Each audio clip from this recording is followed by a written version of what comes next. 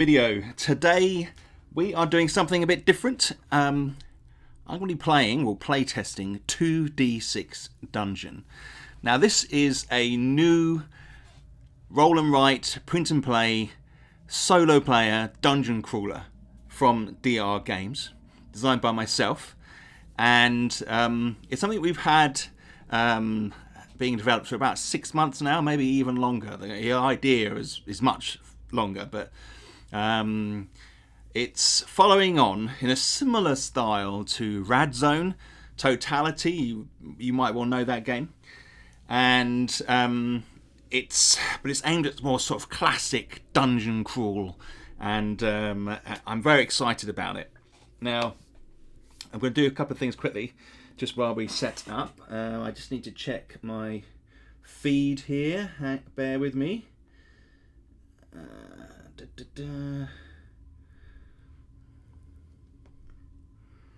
And check my sound.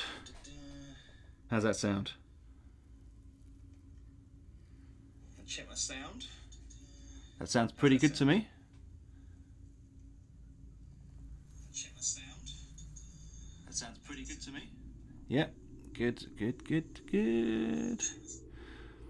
Right. And let me just check something on here.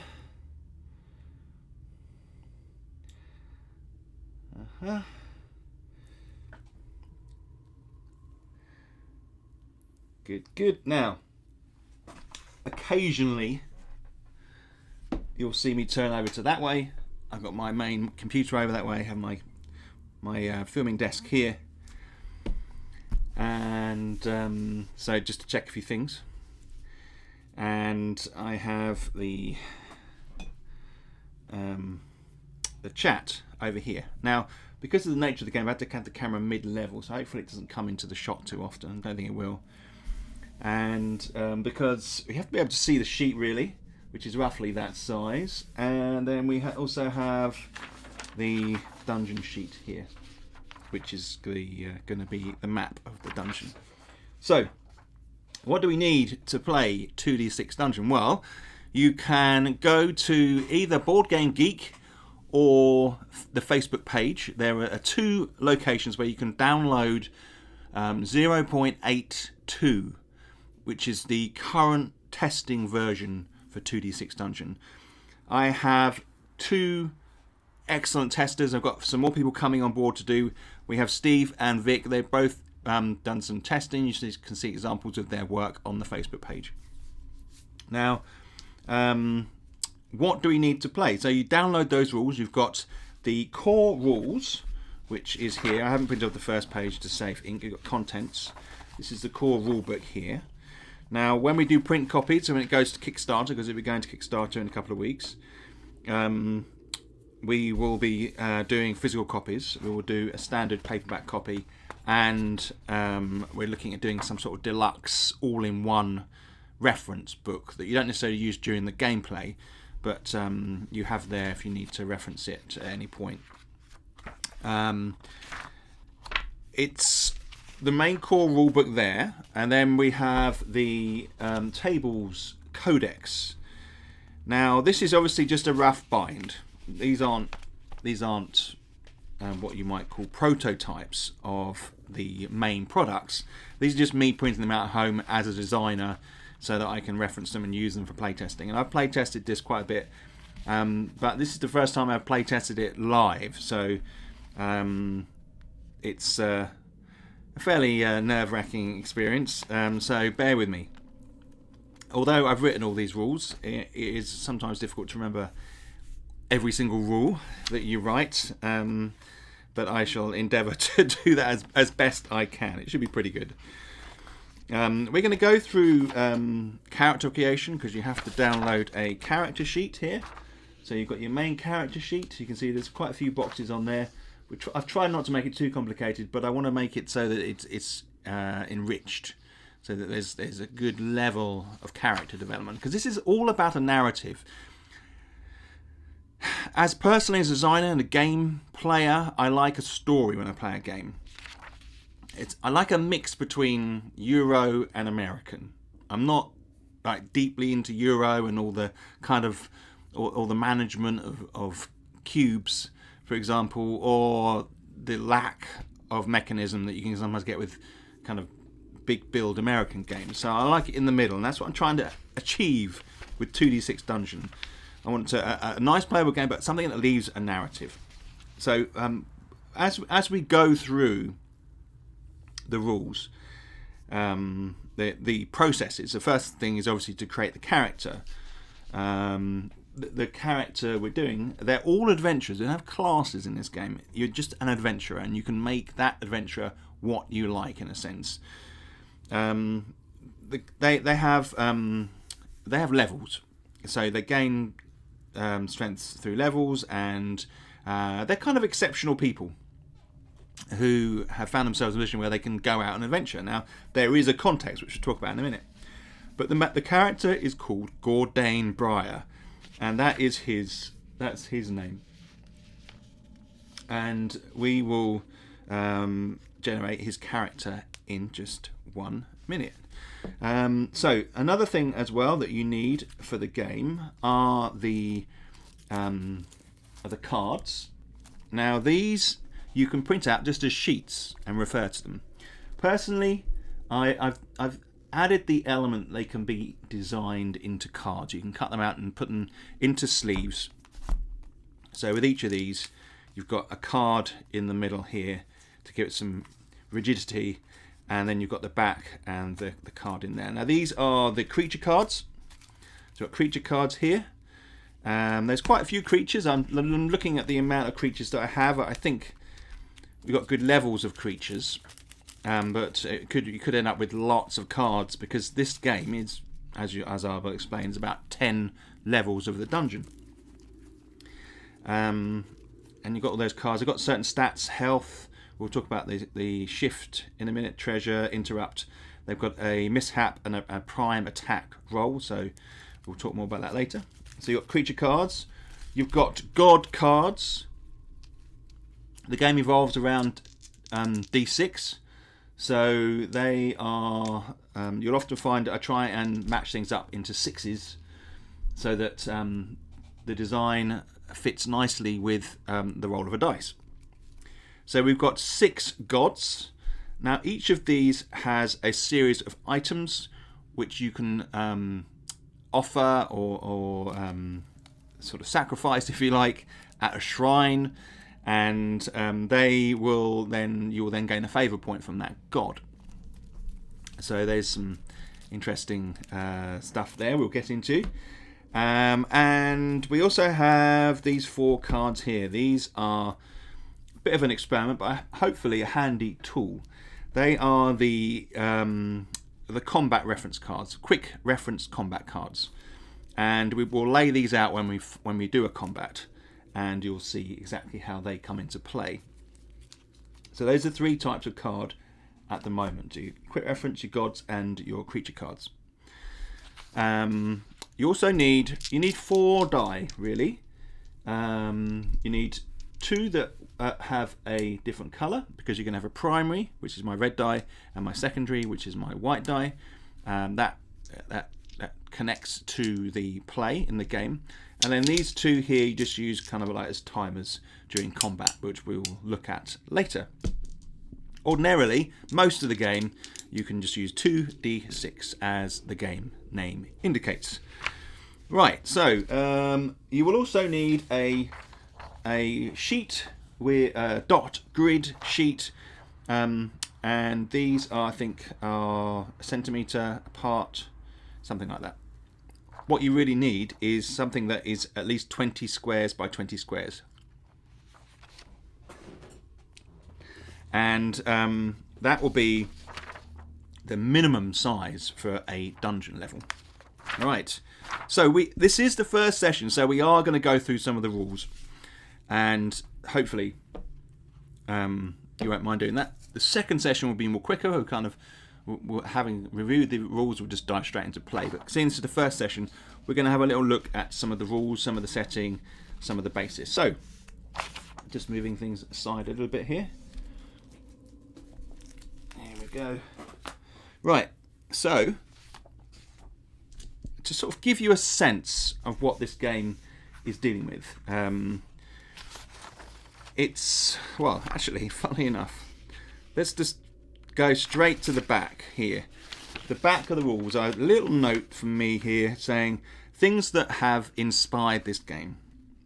So, the Warlock of Firetop Mountain, Dungeons and Dragons, Dungeon Master, NetHack, Eye of the Beholder, Doom, Hero Quest, Talisman. There's some of the kind of influences. Yes, I am a Gen X married white male who was raised on the red box D&D. So deep within me, some of my belief it comes from that kind of old school role play. I don't really view myself as OSR based. I kind of I like to see it in a bit of a mix. I like the post-apocalyptic genre from Rad Zone, one of my other games. But I deeply do love Dungeons and Dragons and what that originally did, and other games. I played lots of role-playing games, as most of you know. Okay, so 2D6 Dungeon is set in its own fantasy world called Corodine. It is a land where the people have a long-standing peace, war seemingly forgotten, the regions and realms respectful of a unified sovereignty. But beneath this shroud of peace is a turbulent underworld, a dark realm that is riddled with dungeons and underground chambers where monsters hide away guarding their treasure and organising groups of bandits and brigands to form plans to raid the settlements above. So, although Corodine features some of the classic fantasy heritage, it also has new unique ones, some twisted by their time in the darkness, others warped by their desire to break the harmony above. Parties and adventurers play their part in ridding the world of these terrors by venturing forth into the dungeons that litter the land. Those found in the dungeon realm are evil and will try to destroy those who dare to enter. I thought a lot about using the word evil, and for me there is a clear cinematic reference that I think people strongly identify with. Light and dark, good and bad. So I'm dragging in kind of like a cinematic black and white element to this. The people in the dungeon are bad. There's not a lot of room in a game like this for kind of role-playing situations where you're chatting to characters. So it's generally easier if it's black and white. Who knows? In the future, there may be some way to negotiate with the people you encounter. But at the moment, it keeps it easier. It's nice. There's a certain sense that, we are venturing into an evil realm. And it's just, we have the peace in the world above, and then the threat from the world below. Some sort of classic, sort of iconic imagery, which I've dragged in and I want to use in this game. That's the backdrop. Okay, right, so what we're going to do is we're going to skip straight to creating a character. Okay, and we're going to talk through this. There are types of rolls: D3, D6, 2D6, D66. And when we do those rolls, I will outline a thing. And the other stuff I just skip past, that will come up as we explore. So, creating a character. Let's have a look here. The character sheet consists of like 4 A5 panels that are printed in the book. You've got your main character sheet. Okay, so you start with 10 health points. You can see up here. Hopefully that is clear enough. Hopefully you can see that. And 0 XP, because we haven't killed anything. Level 1, put my name in here. For first, add a character name and write +2 in your shift. +2 here, we'll talk about shift later. +2, +1 in discipline box, and 0 in your precision. You are what's called a raw adventurer. You are level 1. There are a series of levels. We'll look at those in a sec. Right, we need to choose a weapon. And for this guy, Gordane Briar, I think we're going to have there are 3 types you can pick from. You can pick a long sword, a great axe, or a heavy mace. We're going to have a great axe.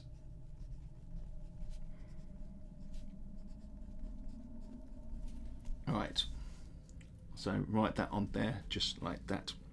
Hello, Mike.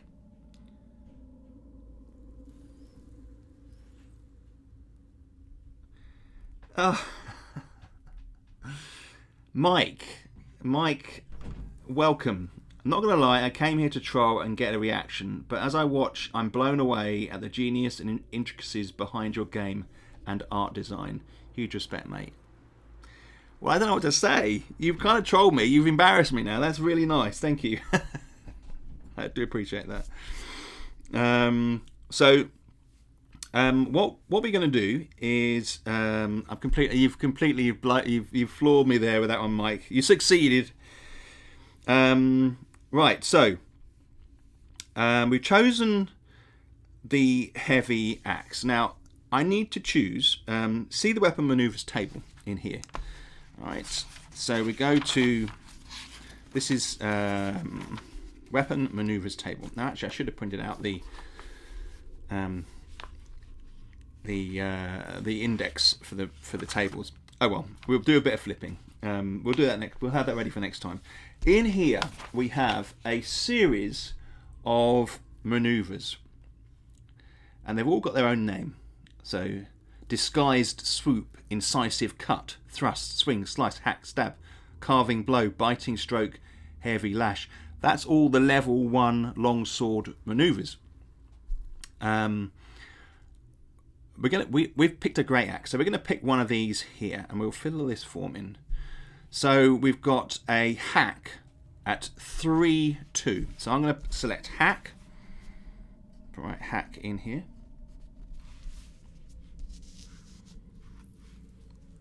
And the dice set, which is the dice you'll need to roll to hit, is 3-2. So it's a primary 3 and a secondary 2. And it does d6 -1 damage. So I've written that in there just like that. So he's, as an adventurer, you trained and you're ready. You've got a couple of maneuvers up your sleeve. You can see here you can have up to 3 maneuvers at any one time, but you can sort those out with better ones as you improve. And also going to pick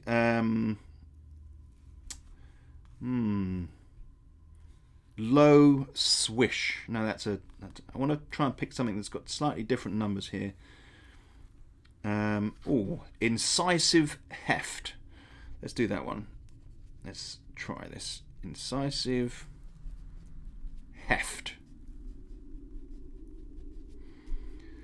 So that is a 6-4. Different dice set. You'll notice a 6. If you've got a 6 or 1, it's harder to roll those, because the mechanism called shift allows you to turn the dice, and we'll find more about that in a minute. This is d6 plus 2 damage. So I've picked a hack, which is kind of mid-range on the dice, and incisive heft, which is probably potentially harder number to roll or achieve based upon the mechanism we'll talk about in game. Okay, so we've picked our 2 maneuvers there. They're level 1 maneuvers. Next, you can select a piece of armor from the starting armor table. So I'm going to pick a piece of armor. Oh, hang on a minute. The starting armor table is here, just below it. What am I talking about? We've got a jerkin, a padded tunic, a quilted coat, or a hide doublet. I'm going to pick a hide doublet.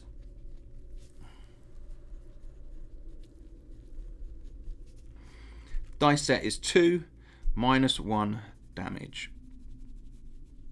Okay, all these stats and their function will become clear as we move into the game. Okay, good.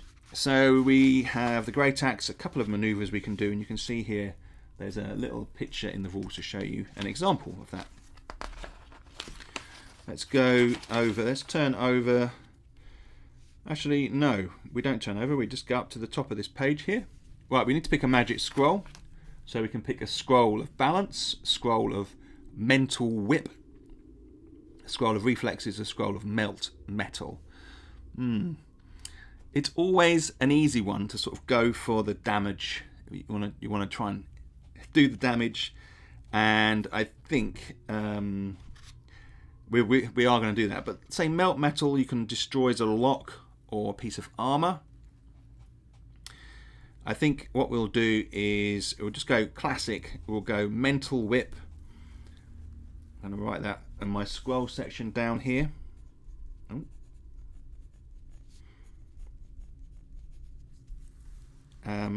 Now, to get a few more details here, mental whip. You concentrate on the mental. Oh no, that's metal. Sorry, mental whip. You reach out a thought into their mind, and it transforms to become a barbed lash. Okay. Now, this spell doubles. We won't get into that at the moment, but it has no dispel doubles. When you roll to cast, if you roll dispel doubles, then it has failed. So some spells are harder to cast.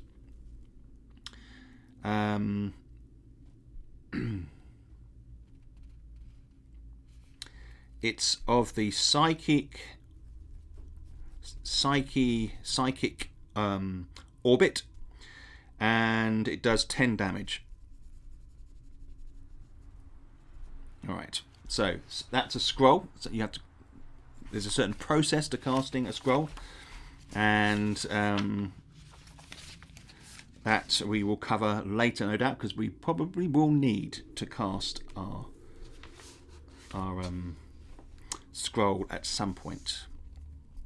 Over here on the other side of the other side here, we have magic potions. And you start with a potion of healing.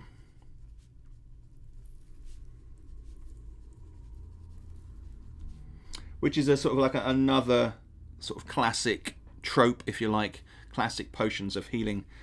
Heals 10 health points. So I just write that up there. Now you can quaff a potion at any point.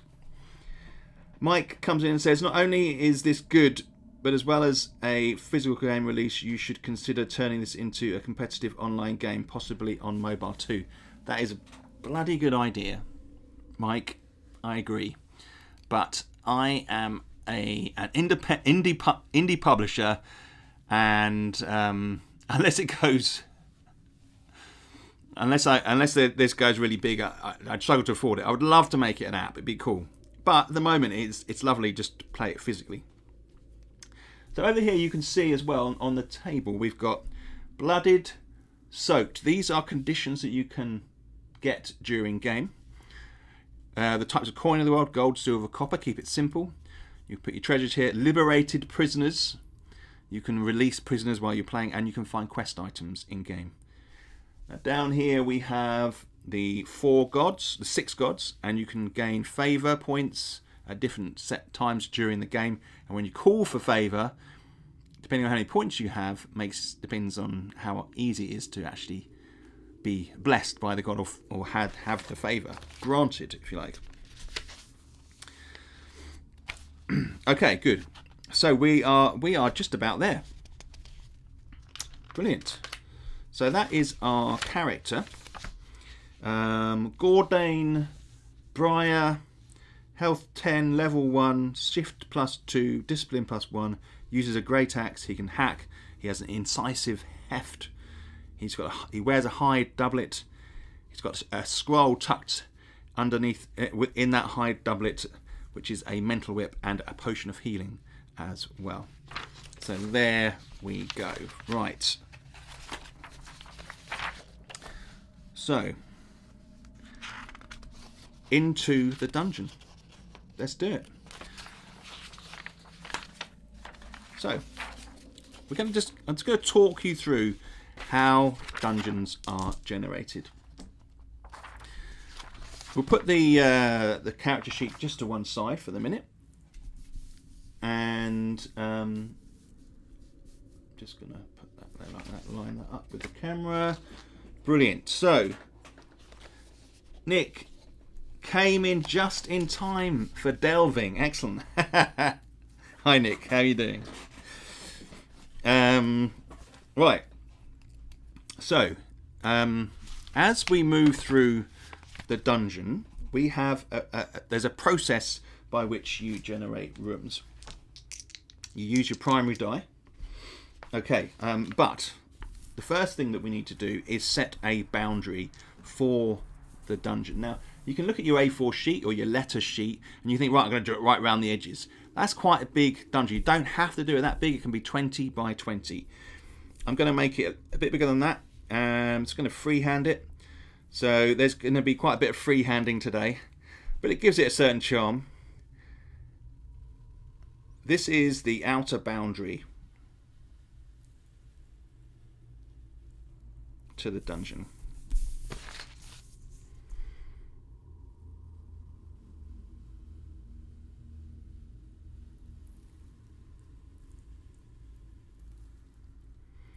I go silent as I do this.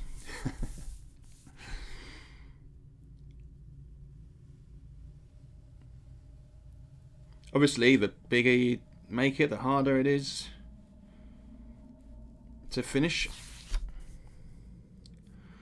1, 2, 3, 4, 5, 6, 7, 8, 9, 10.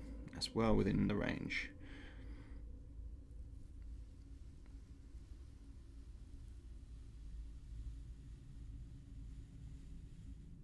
Right. Okay, and then I'm going to write level 1 at the top. That's off screen, level 1 up there, just so for future reference I know what it is. Oh, and incidentally, talking about levels, the testing is currently for level 1 only. Now, the dungeon is 10 levels, and on your character sheet, you get a tick every time you complete a level. And down here, legend status level tracker. 1, 2, 3, up to 10. If you get a tick in all those, you become a legend, and then you receive a legendary reward in the town. So there's a goal to become a legend, which I think is suitable for this genre. And oh look, interestingly, I haven't quite centered it. Let's just center it. It's a silly thing. Alright, I've got a really nice rubber, which is great. Let's just bring that in there. Okay, and that fits in nicely in the screen as well. Okay.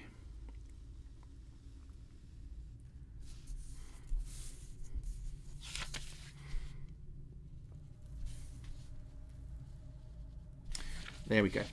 So, and we'll follow the rules.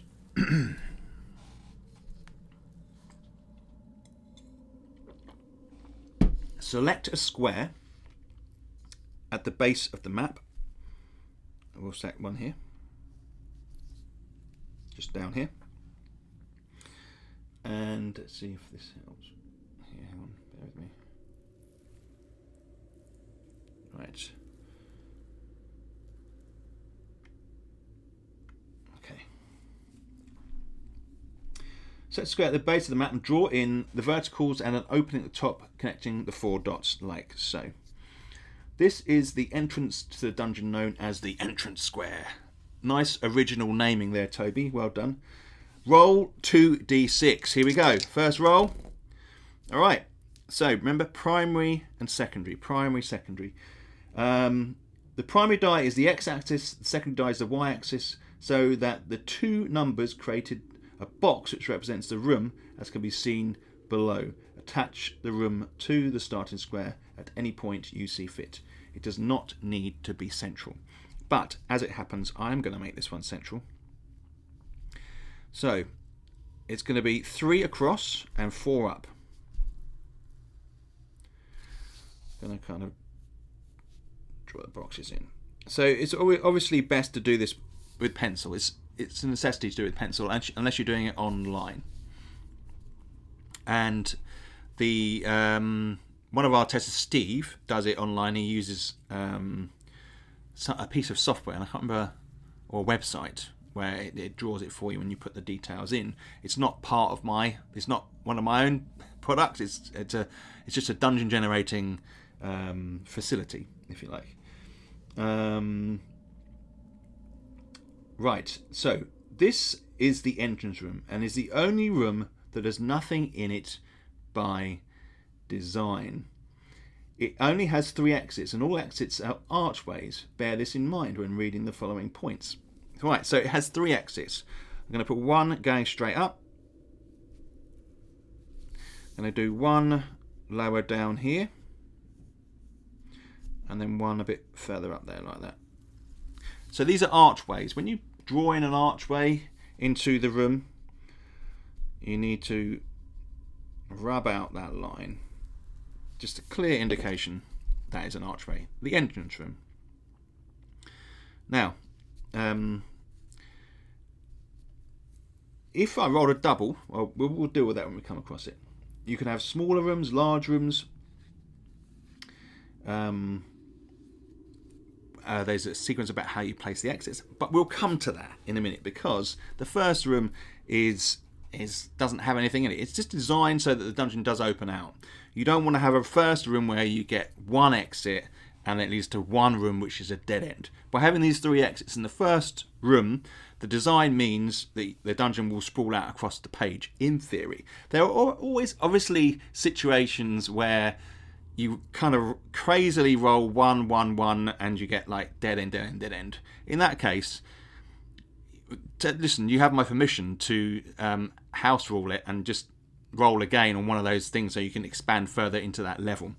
You have to complete the level to get your level tick, to finish that level in a sense, which is a repetition, but you really do need to kind of fill as much space as possible. You may find a corner where there can only be one room. You can leave that if you've moved ahead.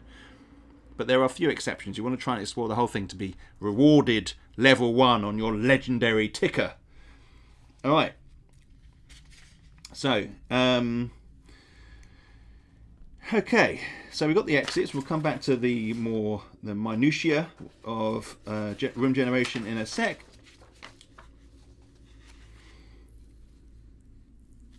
We'll look at the restrictions as well. Right, so actually, what we'll do is we'll decide, right, we're going to go up to this, maybe we'll go this way. Now, even if you go right, you still have to maintain the X and the Y axis. We're not turning the pages and creating new X, Y axes. It stays orientated to the north, okay? Right, so we're going to go into this next room here. Going to roll a die. So starting out again, that entrance room being the odd room in the dungeon. On any dungeon level, you have one on each dungeon level. We're going to go with the generation process again. So we're going to roll. Okay, so we get a 4 and a 6. Right, so we're going to go 6 up. 3, 4, 5, 6. And then 4 across. 1, 2, 3, 4.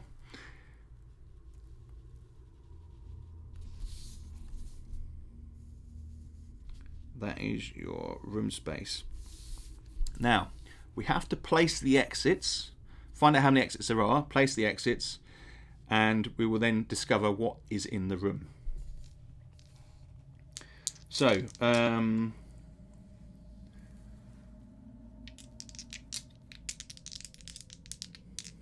you also notice here, this is the outer boundary. I could have drawn it up to the outer boundary if I wanted to, but I decided not to. I quite like that straight passage through there. So, how many exits are in the room? So we roll 1 die. 2. Okay, so 2, 3 means there's 1 exit. So there's a little reference thing here. Maybe I'll put this into a chart. Might be exits numbers in a chart. I've got a little pad over to my right where I'm keeping notes if anybody has any observations. exit numbers table.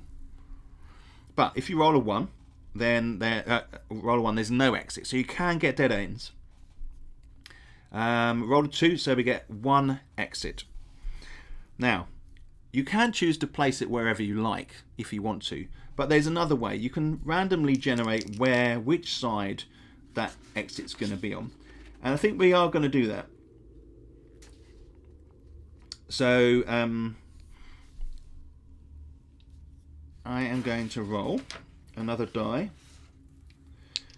So this is the first wall here, but that has an entrance, so we don't consider that to be an area where you can place an exit. You can't place an exit on an entrance wall.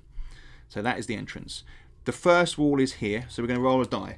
1, 2, it's the first wall. 3, 4, it's the next wall. And if it's this one here, it can't be placed, so we'll skip it round to the top.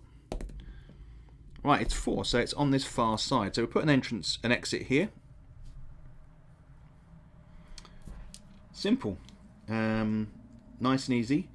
And as we squeeze things in, we can talk about restrictions and how that has happened. And maybe later on we'll look more at what the restrictions are. Okay, so we now need to check. Because, good question, Mike. I chose the direction for that one. So, because you're the adventurer, you can say, I'm going to go through this archway here and explore in that direction. You can track back on yourself as well on the same level. All right, so now the next stage is you can just guide the selection. We're going to roll on, and this is a really important table. It's the level 1's ancestry table. So each dungeon has an ancestry, and it happens to be human with this level 1. This particular sample. So this is a human-based dungeon. It's called the dungeon ancestry. And there are 2 tables here which we roll on, and this will reveal what is in this room. Okay, so I'm going to roll the die, and we're going to find out what is in this room, what this room is. 63. We're rolling a D66 here, so you read the numbers as you see them, and they make that number. So 63, 63. As the case may be here, 6-3. You read them as the dice. So 6-3 is jail. All right. So this is a jail. Now, the first thing you do is you write a little bit. You write down here what it is, and then you box that in. Maybe we should go in a little bit closer here, just a little bit.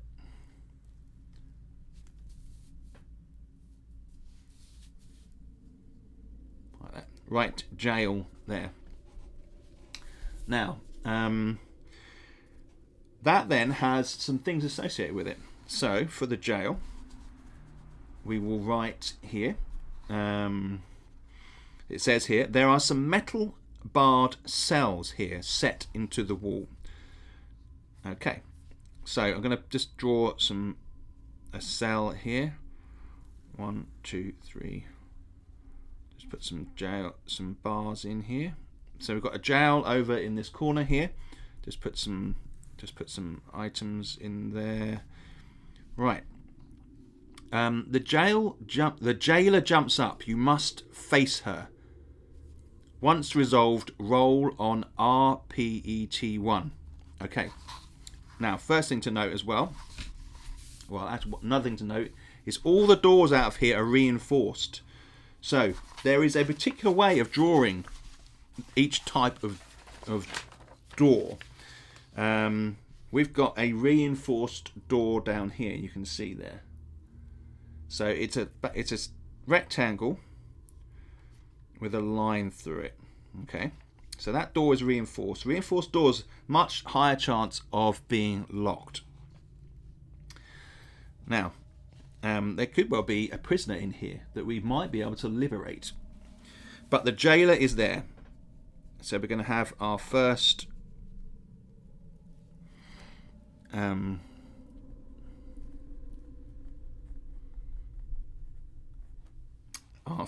encounter. So let's set up the combat system. So we've got these like quick cards. We'll go out a little bit here,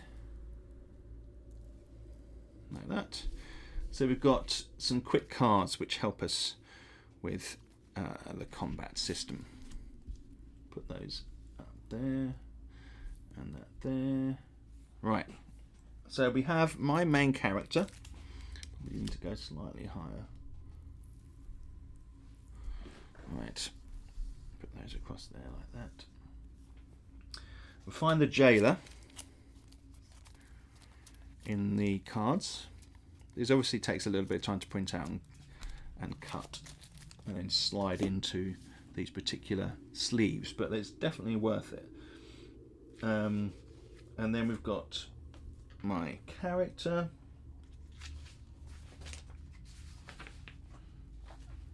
Here. We kind of want to be able to place him here. Alright. So, the light does rather reflect on there, doesn't it? That's better. Okay, so in the combat you have a turn tracker here on this card. Right, that shows you what turn you're on. Okay. Roll to hit. Roll 2d6, compare the numbers to your maneuvers. So he has got hack, which is a 3 and a 2, and incisive heft, which is 6, 4. The player goes first. Okay, and just so we are aware, I will write on here the fact the jailer has health 6. Alright, we currently have health 10. So you can see, if we hit with an incisive heft, d6 plus 2 damage is very powerful, and that could do a lot of damage. Now the next thing I need to explain is shift. Shift is a mechanism designed to modelled on the ability to alter your attack. Okay, so as I was thinking about, because obviously many games you roll a die and compare a number, fine. But what happens if you're swinging and you just slightly alter your thing to accommodate a maneuver, or you see your opponent and you shift so that you're likely to hit them? How can you incorporate that into a game? And so I came up with shift. And shift allows you to shift the dice, and I'll give an example of that in a minute. Right, so the player attacks first. He has shift 2. All creatures on level 1 have +1 shift. That might change. Right, so I roll a 3, which is my primary, and it's important to keep the primary in the right order, and a 4. So my hack, for example, is a 3 and a 2, which is brilliant because I've got 2 shift points. I could shift the 4 down to 3 and then to 2, which gives me a 3-2, which matches my maneuver, the hack, which is a 3-2. Now if we take that back to the 3-4, if I wanted to try and get the incisive heft, which was a 6-4 and does more damage, I would need to be able to shift it 3 times. So the 3 would need to be able to shift it to a 6. So 4, 5, 6. But I've only got 2 points, so it would only go up to 5, and a 5-4 doesn't match any of my maneuvers. Alright, so, but luckily with this one, I can shift it down 2 points to 3-2, which means as I've kind of swung, I've altered it, and I've caught him, I've hacked him. Okay, so, interestingly, certain characters, certain creatures, so I've hit successfully with the hack, right? Then what you do is you look at the creature that you're fighting, and the jailer.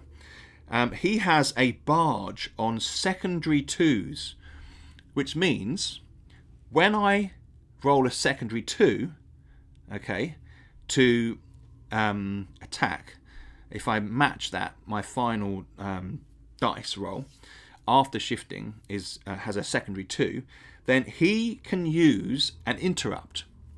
And he interrupts this particular attack with a barge. So in a sense, he's quite aware of this vulnerability that he has in his attack. So as I hack, he throws his shoulder in and knocks some of the damage away. Okay, so he's been able to deflect some of that damage, which is handy for him. So it's a -2 damage. So him barging, him making that maneuver, has created a -2 to the roll. So we've got 3-2. I'm going to roll for damage. It's d6 -1, then -2. So we're going to have to roll high. So I rolled a 4, -1 because of the hack, which is the modifier to that particular attack, and then -2 because of the barge. So it's 1 point of damage to that jailer. Now I've made a note on the map here beneath, you can see, which makes it 6 down to 5. Alright, so interestingly, some foe you fight, they kind of read you, they kind of understand you a bit. So some of their interrupts match your attacks. They kind of sense what you might do. So you're a bit more vulnerable to this type of person. Right, now the opponent gets to attack. Now interestingly here, the jailer has a, if we get a focus in, can we get focus please? There we go. A sharp kick, which is 5-1, and a punch, which is 3-3. Right, he's quite a brawler, this guy. He's a jailer. He's handled a lot of people, right? He knows how to fight. He's a blunt force, and so I'm looking out for a 5-1 and a 3-3. Now don't forget, I have a hide doublet which has a dice set of 2. That means primary 2s, I deflect 1 damage because of my hide doublet. All right, which isn't that great, is it really? So let's have a look here.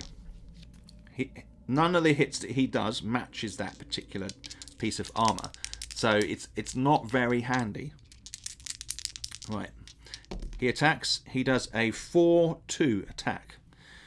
All right, so 4-2 for him is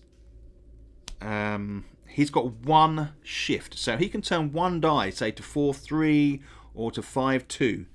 Now, unfortunately, he's got a 5-1 and a 3-3, so he can't shift these dice enough to get to what he needs, which means he misses. Right, that round is over. On the combat fatigue and shift adjustment platform, just change the die to 2. We're now into round 2. I'm going to swing and attack again. 5-2, 5-3.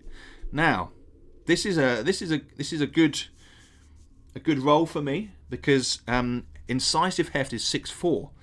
As it happens, you can spread your shift points across the dice. I'm going to change that to 4.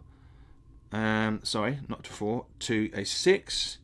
And this one to a 4, which means I'm able to perform the incisive heft.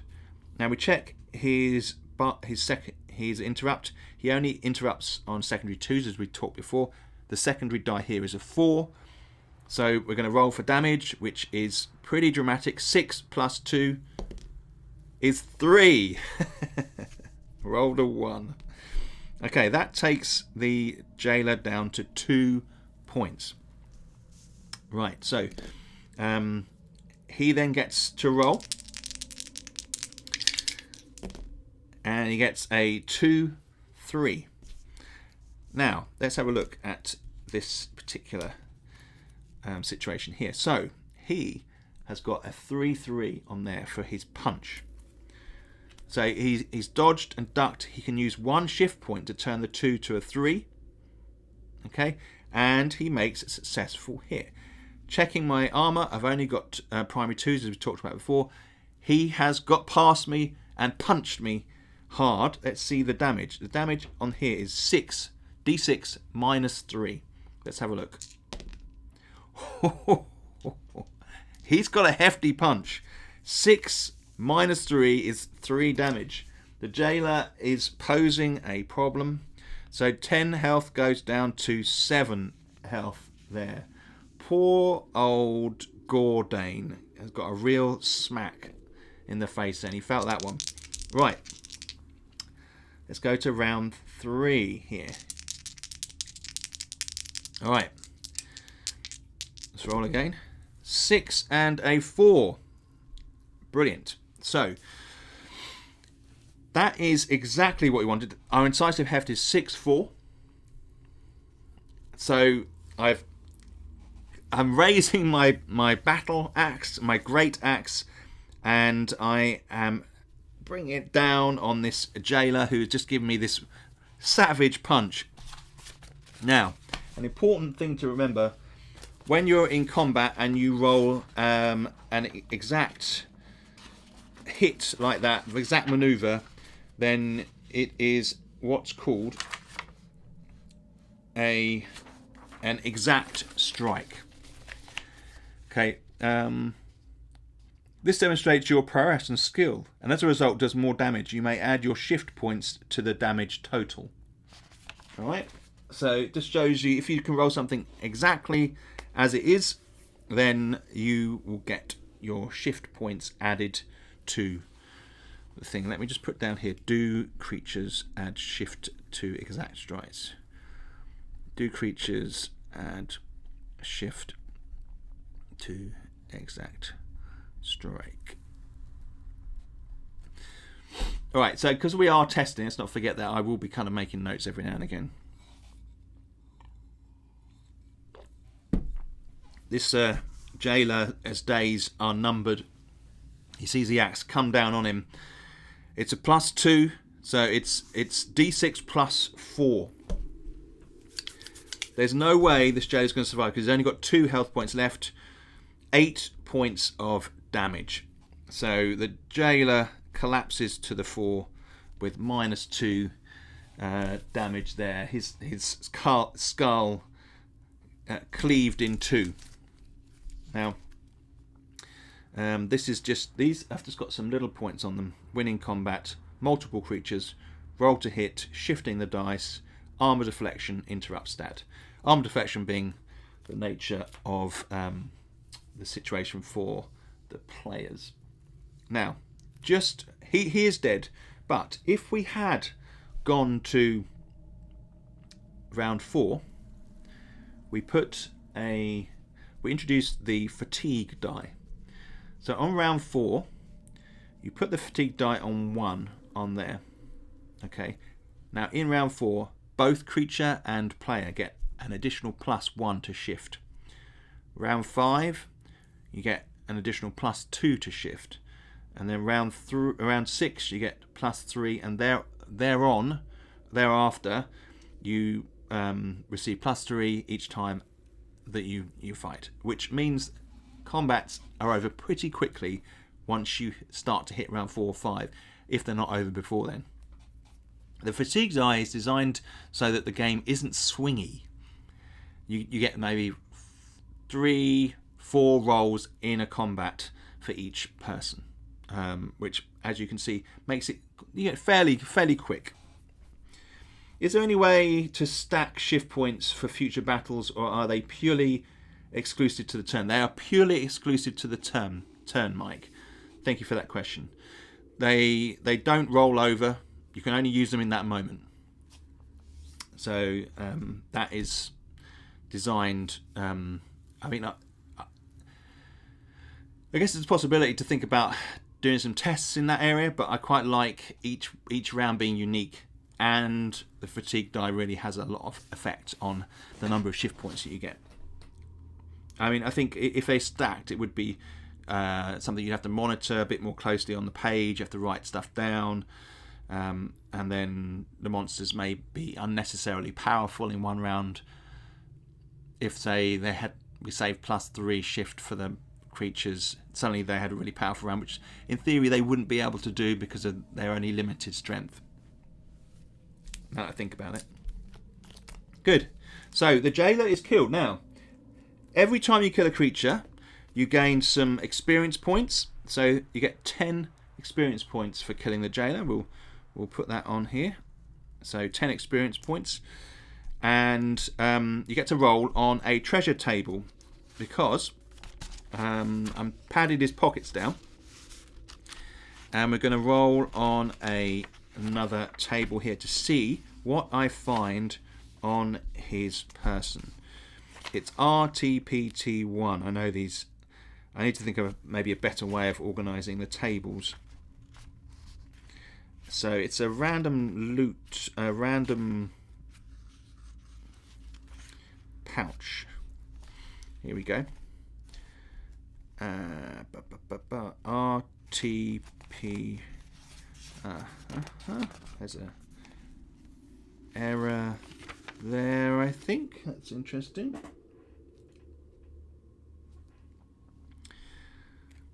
Yeah. So this jailer has an error on the card. I've got an extra T flashed in there. Jailer treasure table.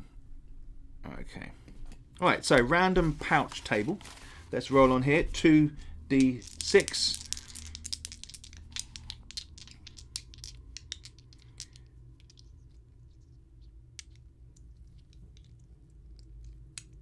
Oh, thanks, Mike.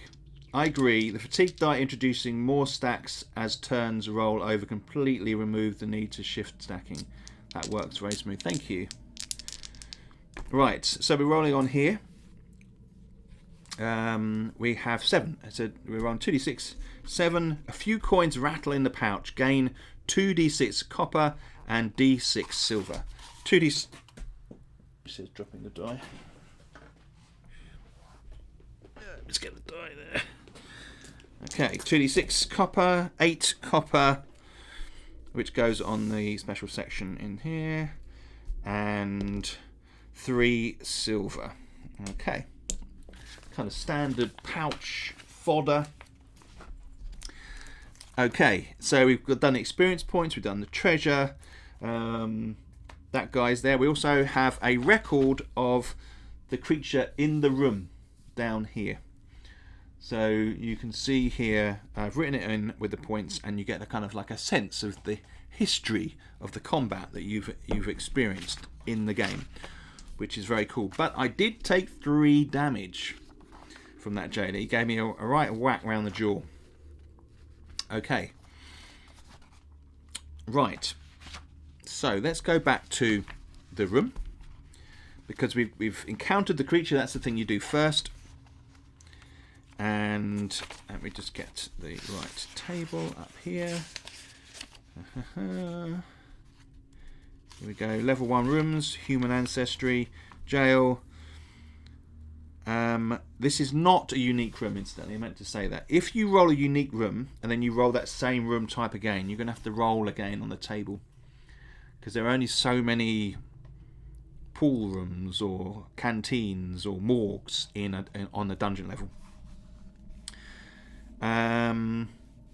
So once I have rolled this here, now what I also do, it's not compulsory, is I will write onto the map, if I've got space, the table that I then need to roll in, RPET1,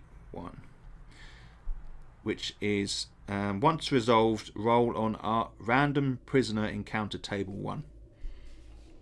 Alright, so we're going to encounter a prisoner in this space. And let's have it here.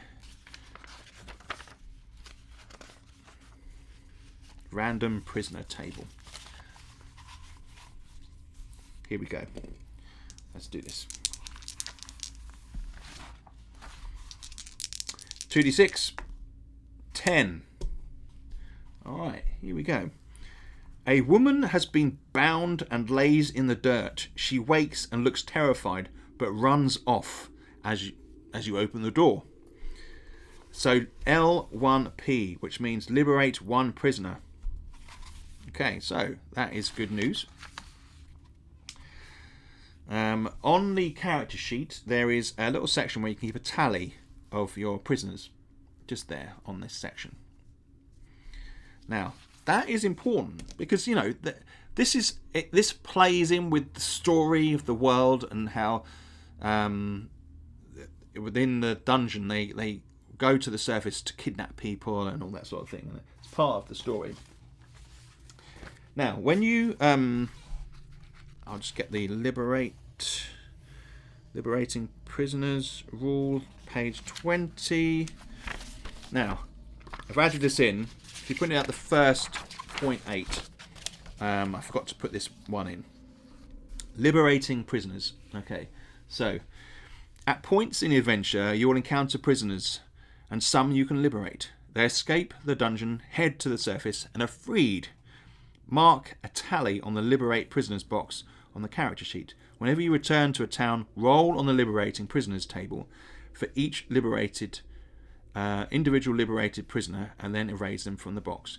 So there are a number of options here. I'm not going to read them all out now, because we'll do that at the end of the session, because we'll obviously be able to roll on the liberate thing. But what this means is you may be rewarded for the prisoners that you liberate.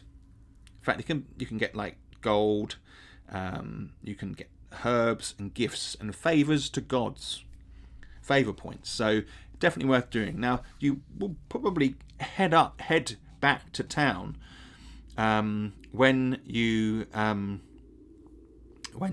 if you can't complete a level, you can escape. There are ways of doing that, and after your session, you can head back. Well, that would be the main case.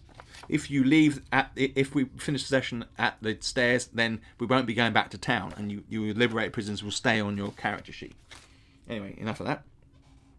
Mike says, unfortunately, I have to leave, but I am much looking forward to enjoying the rest of the stream via past live streams on your channel. Wishing you all the best here in Australia. Cheers, mate. Mike, thank you for being here. I love Australia. We lived there for a while. Had to come back, unfortunately. But we lived on the Gold Coast in a little place called Labrador, and I loved it. And we will be going back next year, actually. Fingers crossed. Yes, great to see you, Mike. Right, so we have a reinforced door to deal with here. So we're going a little bit closer. A reinforced door down here. So we need to roll to see if that door is locked. I'm going to try and go this way. We've liberated this lady. We've fought the jailer. It's been an interesting encounter already. All right, so we need to check and see if this door is locked. So with normal doors, you for every door you go through, you roll a d6. On a 6, it's locked. For metal doors, 5 or 6, it's locked. For reinforced doors, 4, 5 or 6, it's locked. And this door is locked. So what we do with that is we write a little L next to it. Now there are 3 options here. Now I can go back to the other part of the dungeon and explore another room, which is what I'm going to do. Second one, I could pick the lock. Now I don't have any lock picks, unfortunately. They are something you find while you're exploring. So I can't pick it. I could wait. Now to do that, I would have to wait for a patrol to come and they would open the door. So I'd have to roll for a random patrol. I'm not going to do that at the moment. I'm going to leave it locked and just head back through the dungeon and go up through another room, which we will do. We'll go straight up here and we're going to explore this space here. Right, now that is a 5-1. Now, so another interesting thing. If you roll a 1 on any of your rolls for a dungeon space, then it is a corridor. And what this means is you can get a variety of designs within your dungeon. It's not just room to room to room. You can have room and then there's a possibility of having a corridor. So I'm going to draw a long corridor just straight up here. 2, 3, 4, 5. Just like that. And it's simple. You don't have to do anything with corridors. That's how they are. We just have to then roll for the room above. So we're going to come out at this room up here. Now, interestingly, 2, 1. So this is what we call a small room. It's just a small transitional space. Now, I'll read you a little bit about the small rooms in here. So you don't treat small rooms like normal spaces. In fact, we'll do it. We'll just put in fact, no, that is not a small room. That is a corridor, as we discussed before. Getting ahead of myself. That is just a corridor because it's got the 1. So we just do a little corridor, and we're going to do it just like that. And you can see it naturally leads to the right, which is fascinating. Okay, we're going to roll again here. 2, 4. We'll look at small rooms when we encounter them. We will encounter a small room. Incidentally, let's just go over it now. So, if you roll a room that has an area of 2 to 6 squares, in fact, that is a small room. Other than a double, 2, and corridors, then the space is considered a small space, rather than rolling. No, that's not a small room. What am I saying? That's 8. Maths isn't necessarily my strong suit. So rather than rolling on a level rooms table, roll on RSSST1, which is the small rooms table. These smaller rooms are transitional spaces rather than set rooms and may have some features, but more often than not are merely junctions. All exits from a small room are archways. Okay, so this isn't a small room. This is a room that is 2 by 4. I'm going to kind of slot it down here. See, you don't have to have, it doesn't have to be lined up. You can slot it into spaces, take sort of control of the dungeon layout a little bit. Alright, so how many exits does it have? Let's have a look. So we rolled a 5. Now, number of exits with a 5 is 2 exits. So looking at this, the layout of this, we can't put an exit down here because you can't put an exit right next to another room like that.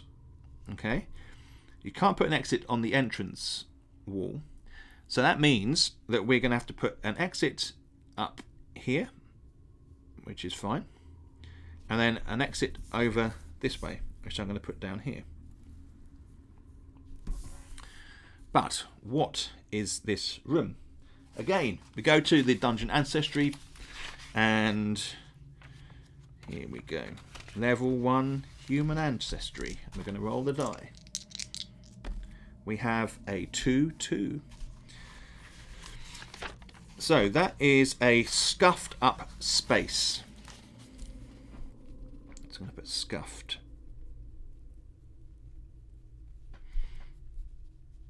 Alright. Scuffed up space.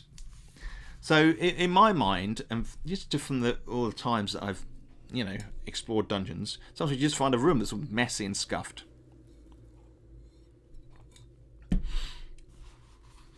So scuffed up space. There is a pile of rubbish here, and the floor is covered in scuff marks. You check the rubbish pile, roll on table RRPT1 and then on IAUT1. So there's a number of things that could happen here. This is not a unique space, and all the exits are archways.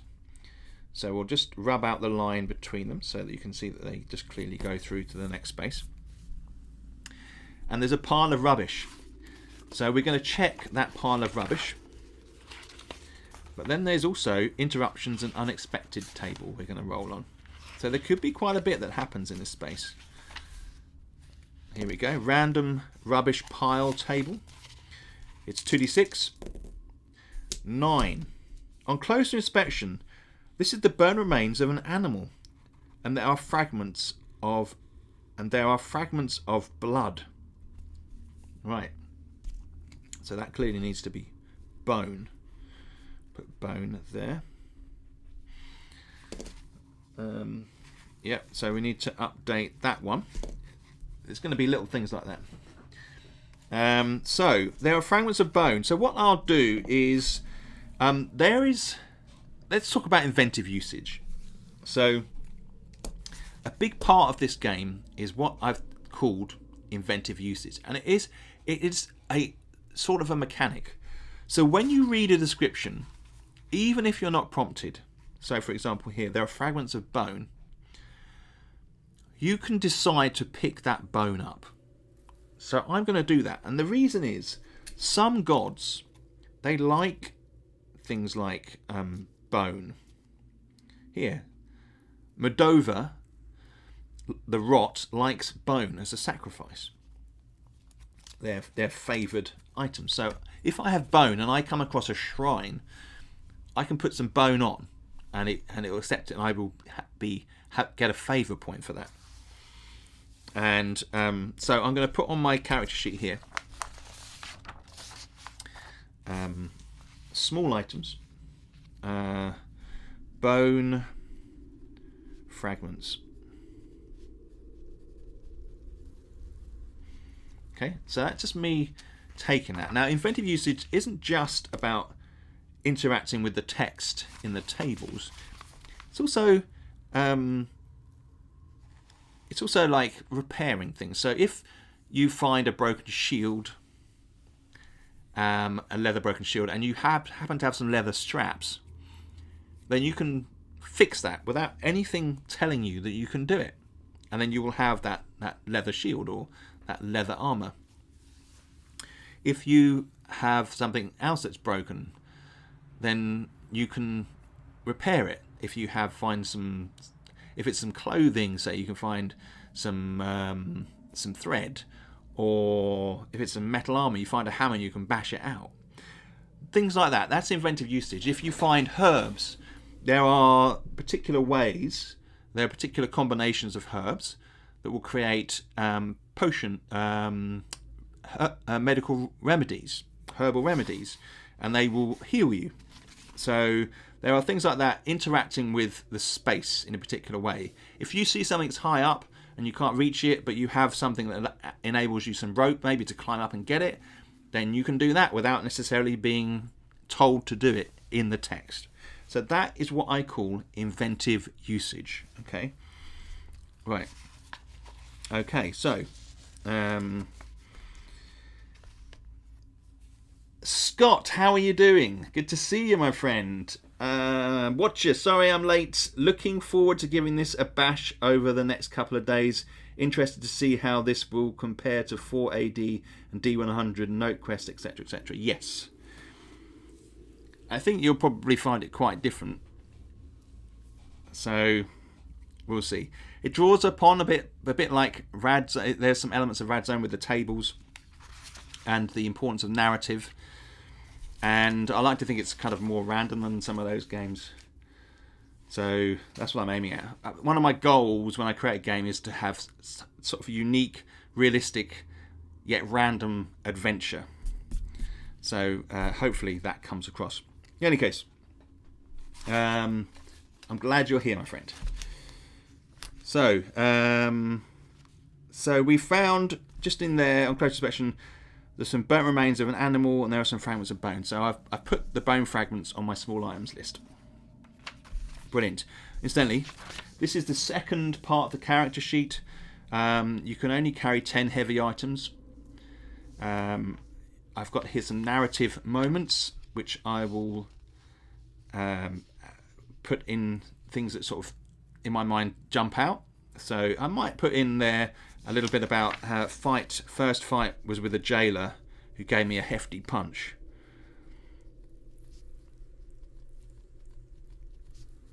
I'll put that in.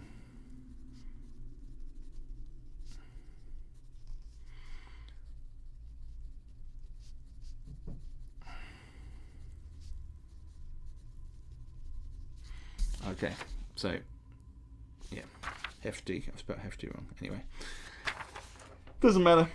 Spelling's not not superb. Hefty. There we go. All right, so that's narrative moments. Oh, rations. We start with 2 rations. They're important. Additional notes. Anything else there that is important. So that's the second part of the character sheet. Okay. So we also had on this particular scuffed place on 2-2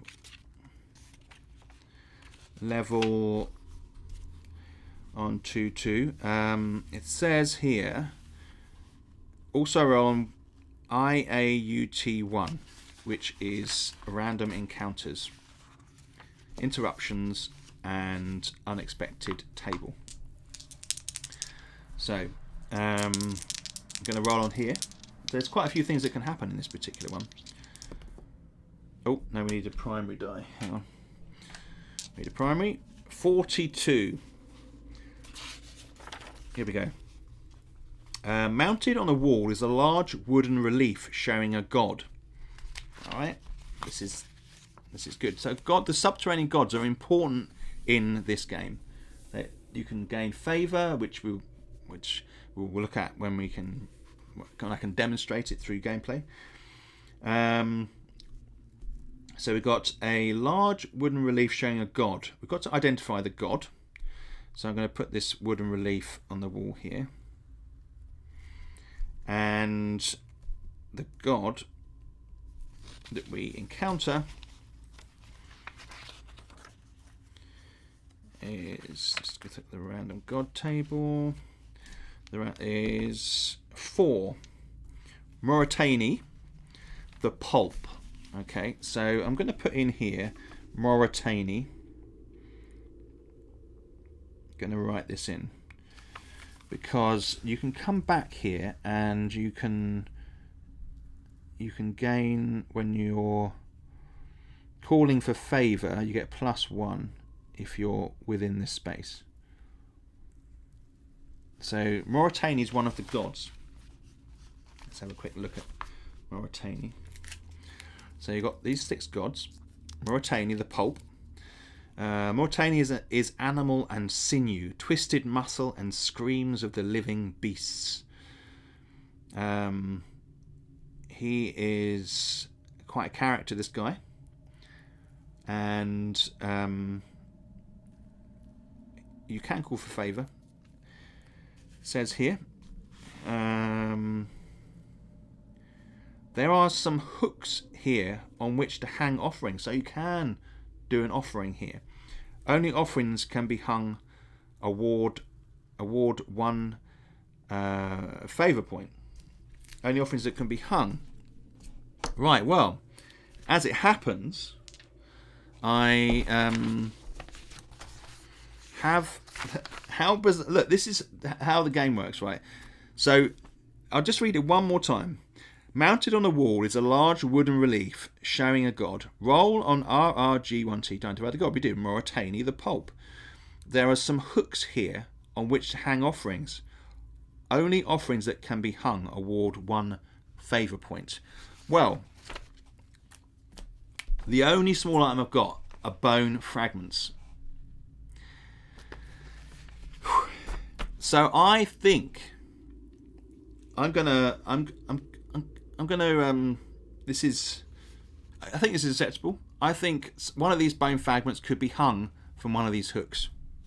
I think that's a fair thing to say. You can either kind of like ground out a little hole in it and hang a bone on there. Now, but this is the remains in that room, the room I'm in at the moment, is there. So maybe that someone sacrificed to Moritani in this shrine area, and the animal was on the floor before them. So,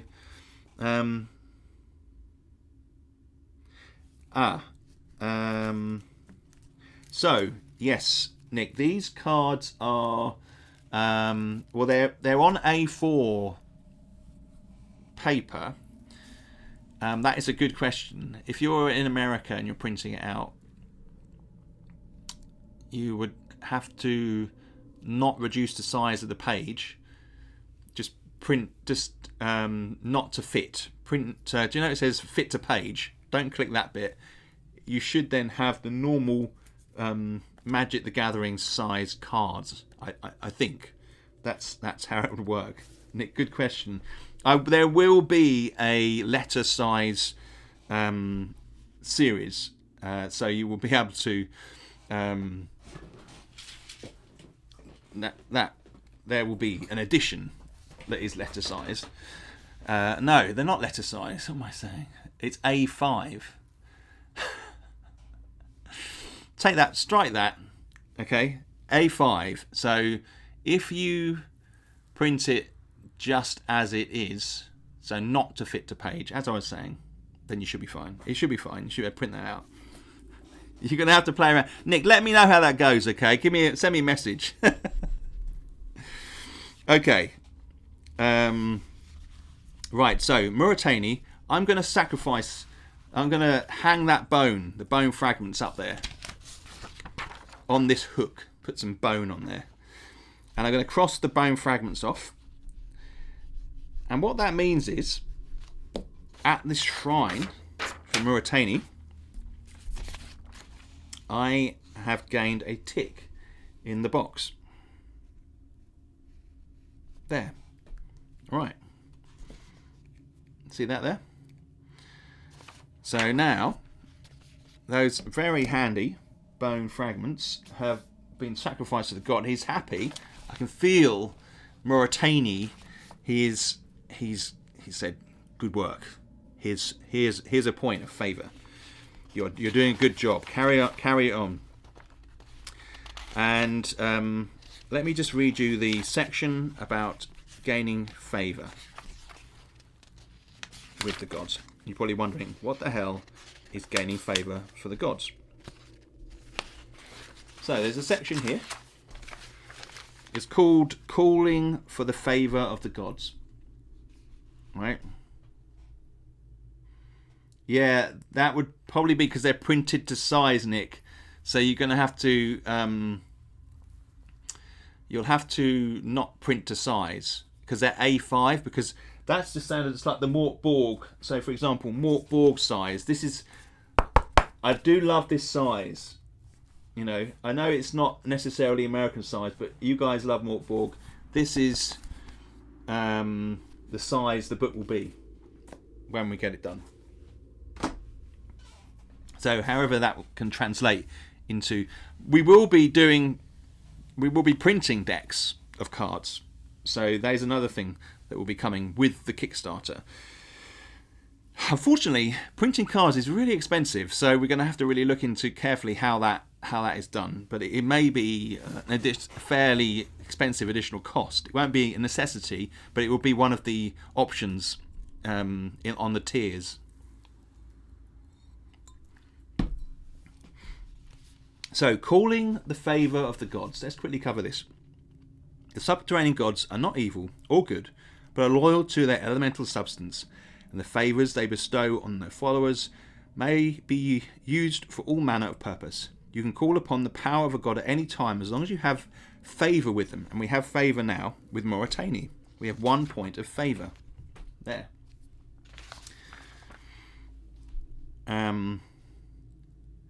To have favour with a god, you must have at least one box ticked off next to the god in the favour of the gods section on the character sheet. In game, you will be granted favour points, FP, at particular times, and when this happens, tick off a box next to the appropriate god. You may call for a favour from a god at any time. You might thrust your arms up high or whisper under your breath for their assistance. There are specific reasons, often driven by peril or desperation, to call for the favour of the gods at a particular time in your adventure. To call for a favour from a god, you must have at least one... that is repeated. What? So, yes, well, we'll deal with that. Tick box said, then roll d6. If you roll equal to your favour points or below, you have gained favour of that god and we're gifted one reward. So rewards can be heal all HP to baseline, explode an enemy or of a level equal to or lower than yours, gain one discipline or precision for one dungeon level, acquire a needed object for a task, find a lever, fix an item, remove the bloodied or soaked status, +3 on the next search roll. That needs to be done there. Typo. making a comment. Search. +1 shift to next attack roll. +3 shift, sorry. So you can have like a godly power. You can heal your health points if you call the favour of a god. You can explode a creature equivalent to your level or higher. Now that's really powerful. You can imagine if you're up against a boss monster. The problem is you've got to have a fair few favour points to really kind of make it worthwhile. So if I was to call the favour of Mauritania, I'd have to roll a 1. If I had 2 ticks, it would be 2 or 1. 3 ticks, it's 3, 2 or 1. So the more you get, the higher the chance you have of calling favour. Now, this particular system, this mechanism in game, is quite complex, and it's one that really needs to be play tested, because the frequency of getting favour points may make it not worth it, and it may be very difficult to call a favour god, but that might be how I want it. Who knows? I think this is something that needs to play out, but it's really nice. I've got 1 favour point. The one object I've found has enabled me to gain favour of that particular god. Brilliant. Right, enough on that. Let's move on to the next bit. Okay, we're going to go to this room to the side here. Let's roll for the room. 2, 6. That's the size of the room. So I'm going to have a 2 across here. And then 6 up. 3, 4, 5, 6. That's right. It's quite a narrow room. We've got a series of narrow rooms here. How many exits has it got? 1 exit. I'm just going to put an exit up here. Like so. And then we need to roll what room? Wow, a game mechanic designed for a dice god curse. Love it. Ones are plenty.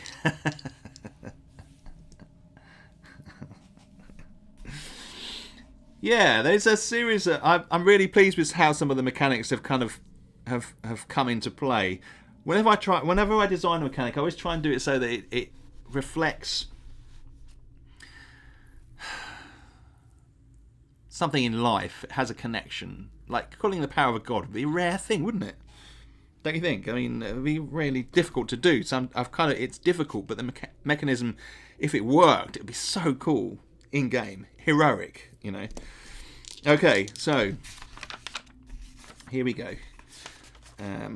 Level 1 rooms. Let's do this.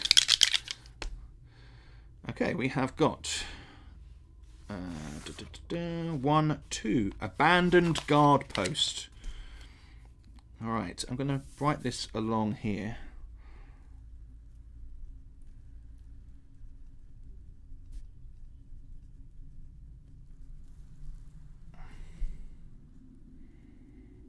Squeeze the names in for the rooms. Oh, and incidentally, what I might do is just here underneath this section here on my narrative points, found a shrine relief to Mauritania and was able to offer up some fragments of bone. It's like a little log to gain 1 favour point. There we go. Okay, a bit scrappy, but nice to be able to remember these things. Right, good. Okay, so we've got 1, 2. We've got an abandoned guard post. And there is a dusty table here upon which sits a dry tankard and empty bowl. So we're going to put a table here, like so, with a tankard and a bowl there, like so. Beneath the table is a pile of rubbish. Roll on table RRPT1 plus 1. So that's the random rubbish table. Again.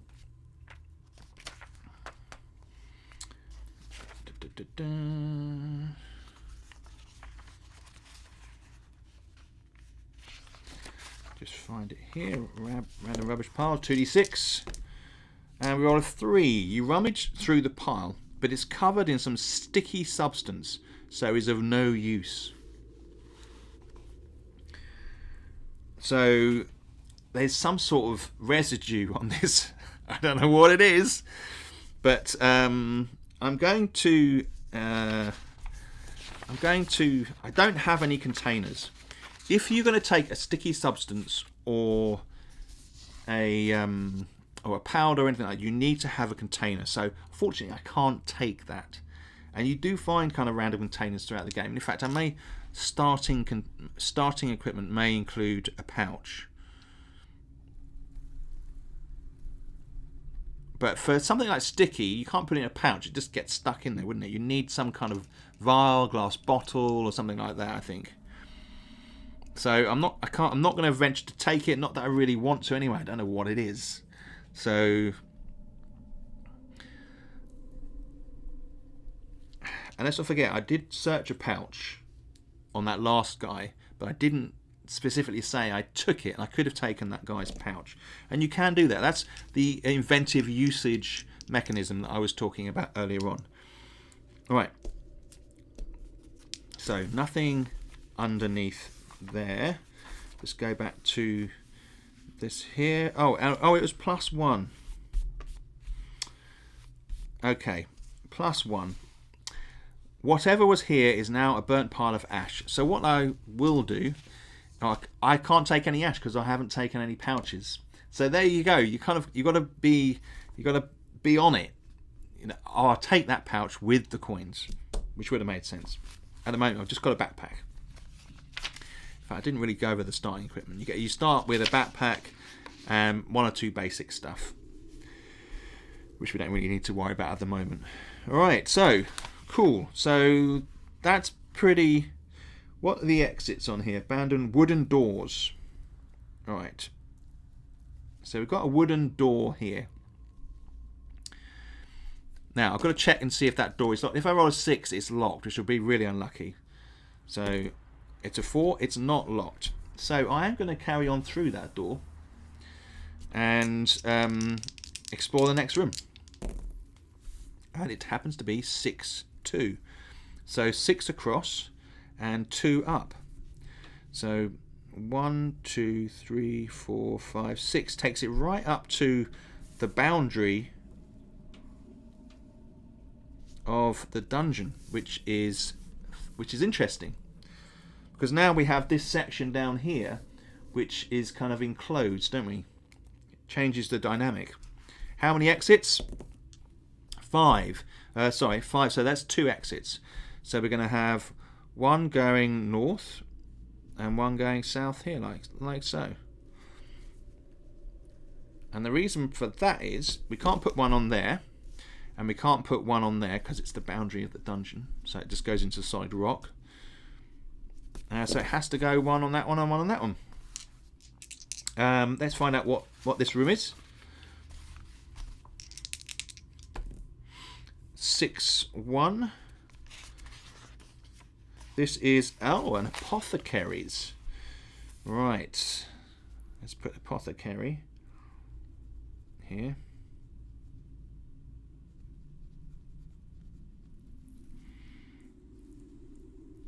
I just need to make a note here.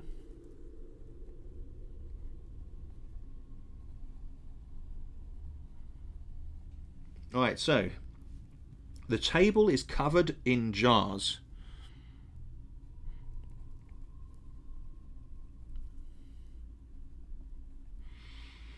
And in jars and bottles. So we've got a table. I'm going to put a table in the corner here. Just put some circles on there, jars. Scrolls attacked to the walls. All right, so where the apothecary's been working. You must face the apothecary. After you search the table, roll on RAP1 and RAP2.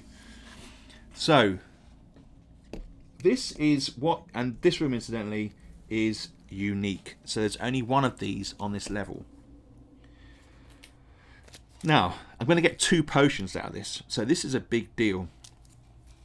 And it is defended by an apothecary.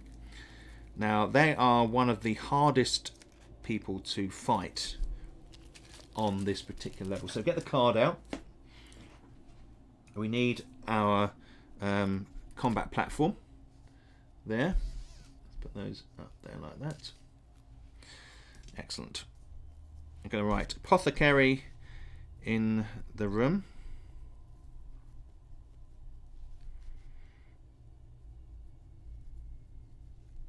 Right there. He has got 12 hit points. Now, there is a there are a couple of things to note here. Keep dropping my die. What's wrong with me today? So let's get my character in here as well. So we've got my guy. Try and set this up so you can see. Apothecaries have 2 interrupts on the card here. So on their attacks, primary 1s and 4s, -2 damage. Blinding Smoke. Oh, Steve! Good to see you, mate. How are you doing? Good to see you. Recognised you by the panda, by the way.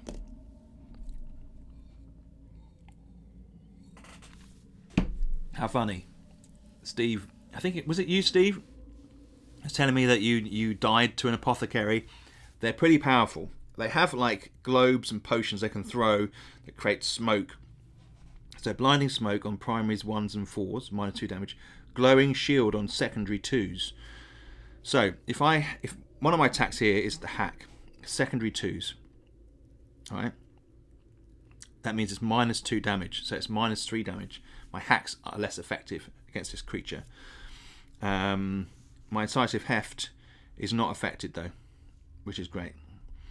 They use fire bombs, d6 -1 damage. Lol. Panda rule, yes. I think it was Vic that died from a gas attack. Yes, it probably was. You're right. Okay. So they're pretty powerful. They've got the firebomb on a 4/5 and a gas cloud on the 1/5. Now my doublet protects against primary 2s, which isn't going to be any good against these creatures. So it's pretty tough. This looks pretty tough. We've got 7. Now we've got a potion of healing. We can quaff at any time. It will mean we can't attack that round. We've got it there if we need it. Right. You get 35 XP for killing this particular character as well, which is pretty good considering. In fact, I haven't shown you the level table yet. Quickly show you that. So we have levels here. Focus. Focus, focus, focus. I'm level 1, a raw adventurer. You go novice, apprentice, skillful, experienced, adept, accomplished, expert, professional, master. XP to level up is 100, and you get for that level. You're +2 +1, but when you go to novice, you get +2 +1 +1 to perception. Okay, so and then you need 500 to level up. Okay, so that is a sort of reference to old school D&D. Well, to D&D in general, isn't it? Leveling up. All right, so I go first. Let's roll. 6/6. Okay, so in game, yes, it is a crit. We call it a prime in this. So I've rolled a 6/6. That means I can perform one of my actions exactly. All right, so I'm going to perform my incisive heft 6/4, d6 +2 damage +2 shift. So it's +4 damage. When you do an exact strike and you roll the thing precisely, you get the damage. You get the shift. You can add shift to the damage total. So that's a really lucky double 6. And we're going to roll for damage. And we get a 6. So that, wow. That is serious damage. That's 10 damage. Wow. That is that's pretty mind-blowing. It takes him down to 2 health points. Alright. That is probably the most powerful strike I could have done. So that's a rarity. I expected this to go on longer, but you just never know with some things. He's just done an amazing feat of strength. Right, the apothecary gets to go. And he rolls a 3-5. Now, bearing in mind, he can, if you look here, 3-5, he's got a 4-5 firebomb. So he's got 1 shift. So he can shift the die 1 point up to 4, which gives him a 4-5. It's not an exact strike, but it is a firebomb. And he does D6 minus 1 damage. So this guy, he's just been cleaved, his shoulders hanging off, but even so, he's pulled out a firebomb and thrown it, and he's gonna do how much damage? Let's have a look. 2 points of damage. Explodes at my feet. I take 2 points of damage. I'm down to 5 health points here. That is pretty impressive. All right, so on the dice over here, the combat dice tracker, the fatigue dice, we're going to put the round 2. Right, it's my go, and I roll a 1-4. So if we look at my if we look at that 1-4, I have got a 3-2 and a 6-4. Now I cannot shift. I need to shift this one 5 points. I would need to shift this 2 and that 2 to make the hack. So I can't do it. I've only got 2 shift. So I miss. Somewhat kind of bamboozled by this explosion that's landed at my feet. The apothecary laughs despite the blood gushing from his wounds, and he throws 5-2. Let's have a look. All right. 4. He's got 4-5 and a 1-5. He cannot shift the dice enough, so he can only shift one way, which will give him a 4 that way, or a 6, and he can shift that to 3 or to 1, which doesn't match any of his dice. Okay, so he misses 2. Okay, it goes up to round 3 on the fatigue die. So it's my turn to attack. I get a 2-2. Now, as it happens on here, I can shift the dice. I've got +2 shift. I can shift this one here to a 3. You know what I didn't check on his interrupts? He couldn't interrupt my incisive hit anyway. And it might be that, anyway. But he can... He's got a glowing shield, which he's obviously drunk a potion, which has given him a shield, this apothecary. And called a glowing shield. On secondary 2s, he gets -2 damage.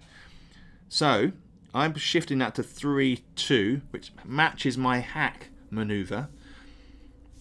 It's D6 -1 damage. But because of his glowing shield, it's -3 damage. So let's roll for damage here. 1. I hit his shield. It deflects off and does no damage. It didn't do any damage anyway because it was -1. So there you go. Even though you hit, you don't necessarily always damage. So there's no damage done there. Now he gets to attack. This is not looking good. If he does 5 or more damage, then I am dead.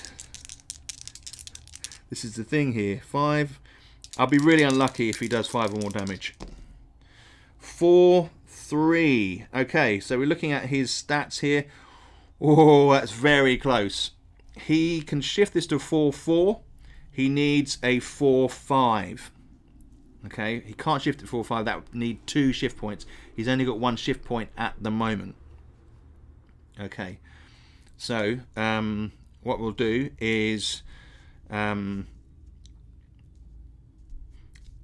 misses, basically. Right, so now combat changes slightly when you hit round 4. So we go to 4. The shift adjustment dice goes in this section down here. Now you can see it's on 1, so we both get +1 shift. So I'm +3 and he's +2. I'm going to roll to attack. 6-4. What can I say? What can I say? Shift 4 is my incisive heft. It's an exact hit, and I get to add my shift damage to it, which means the apothecary will be destroyed with this. My great axe swings down, lops off his head. So let's roll for damage and see how badly damaged he is. He cannot, on primary 1s and 4s, he can reduce damage. Secondary 2s, it's reduced damage with his interrupts here. So we will roll for damage. D6 +4, 6 points of damage, which means he goes down to -4. Excellent. So, wow. So I took 3 points of damage in that combat.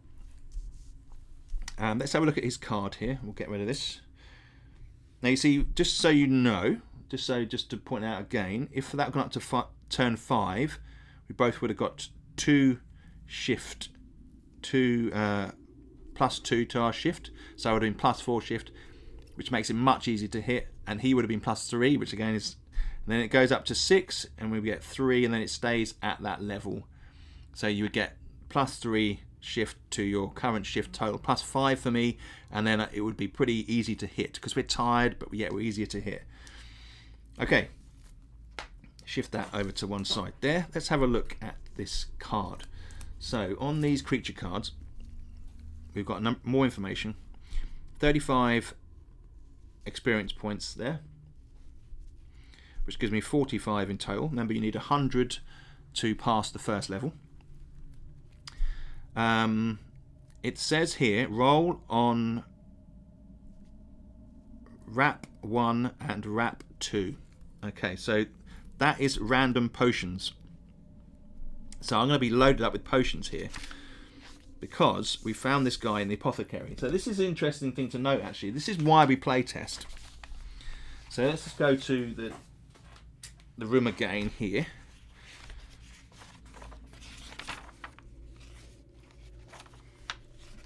Okay.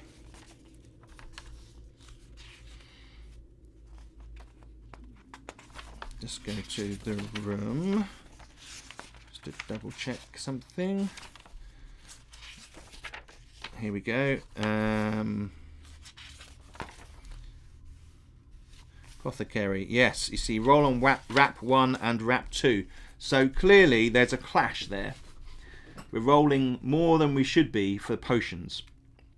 So what I will do is I will make an adjustment to the apothecary's card, I think. Gaining 4 potions, I think, is probably a bit OP for the level. So what we'll do is we will roll on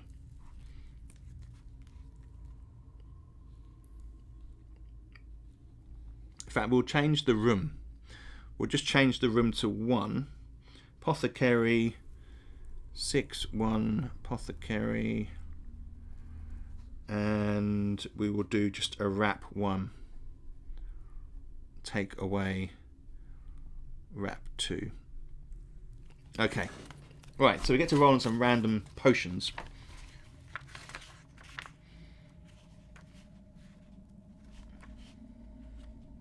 Here we go, random potions.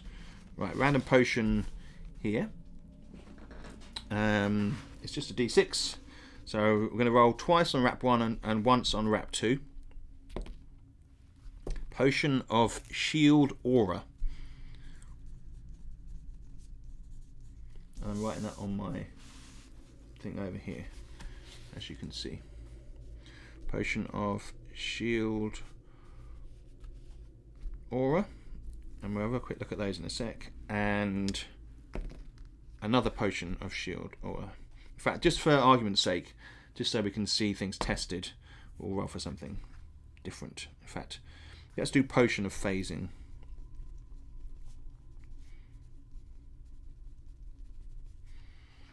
And then once on random potion table 2, Potion of Extra Healing.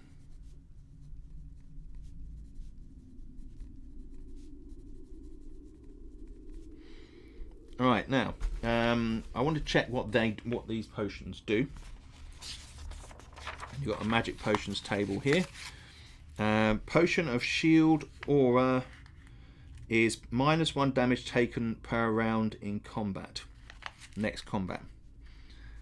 Okay, -1 damage. That's very handy for one combat.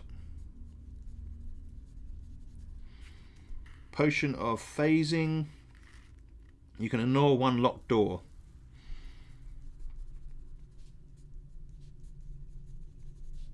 Okay.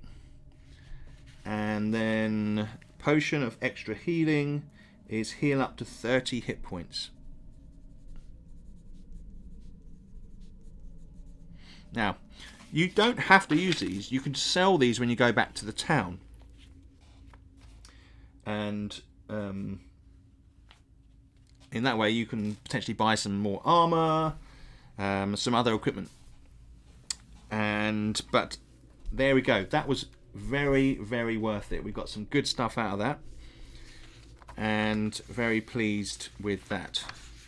I'm going to put in the narrative notes here. Performed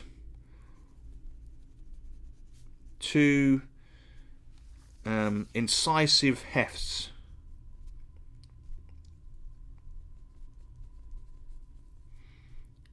On an apothecary.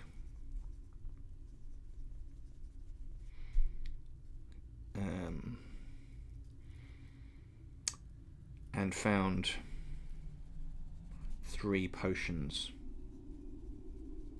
Very nice. Okay, because they're pretty tough, those guys. Right, so I think we've done everything there. Good. So, right, let's return to the dungeon here.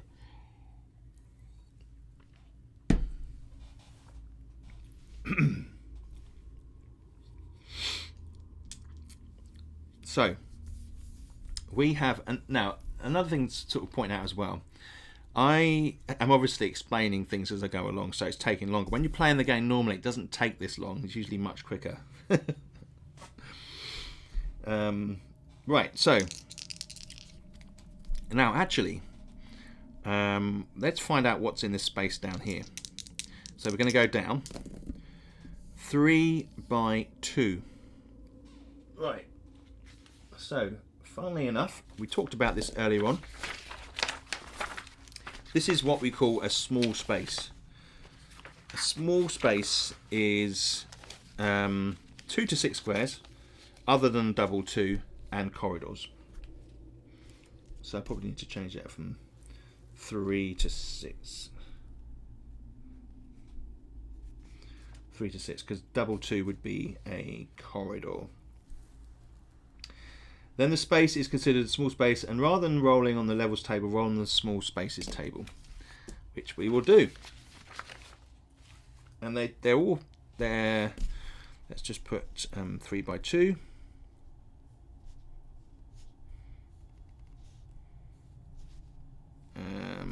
Number of exits. So we can't have one there. We can have one here. The maximum number of exits, and we can have one here actually. But whatever goes beyond cannot go very far that way. And we'll come into a little bit of improvisation that is part of the game in a minute. Right, so let's roll on the small rooms table. There we go. Rooms 6 squares or smaller. 2d6.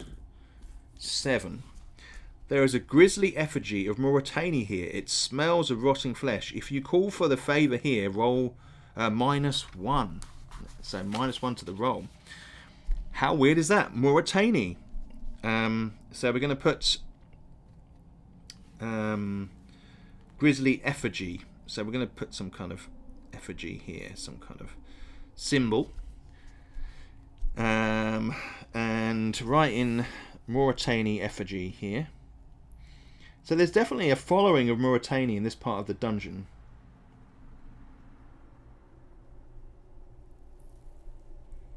Nice little sort of narrative evolving. I'll put effigy as well underneath it.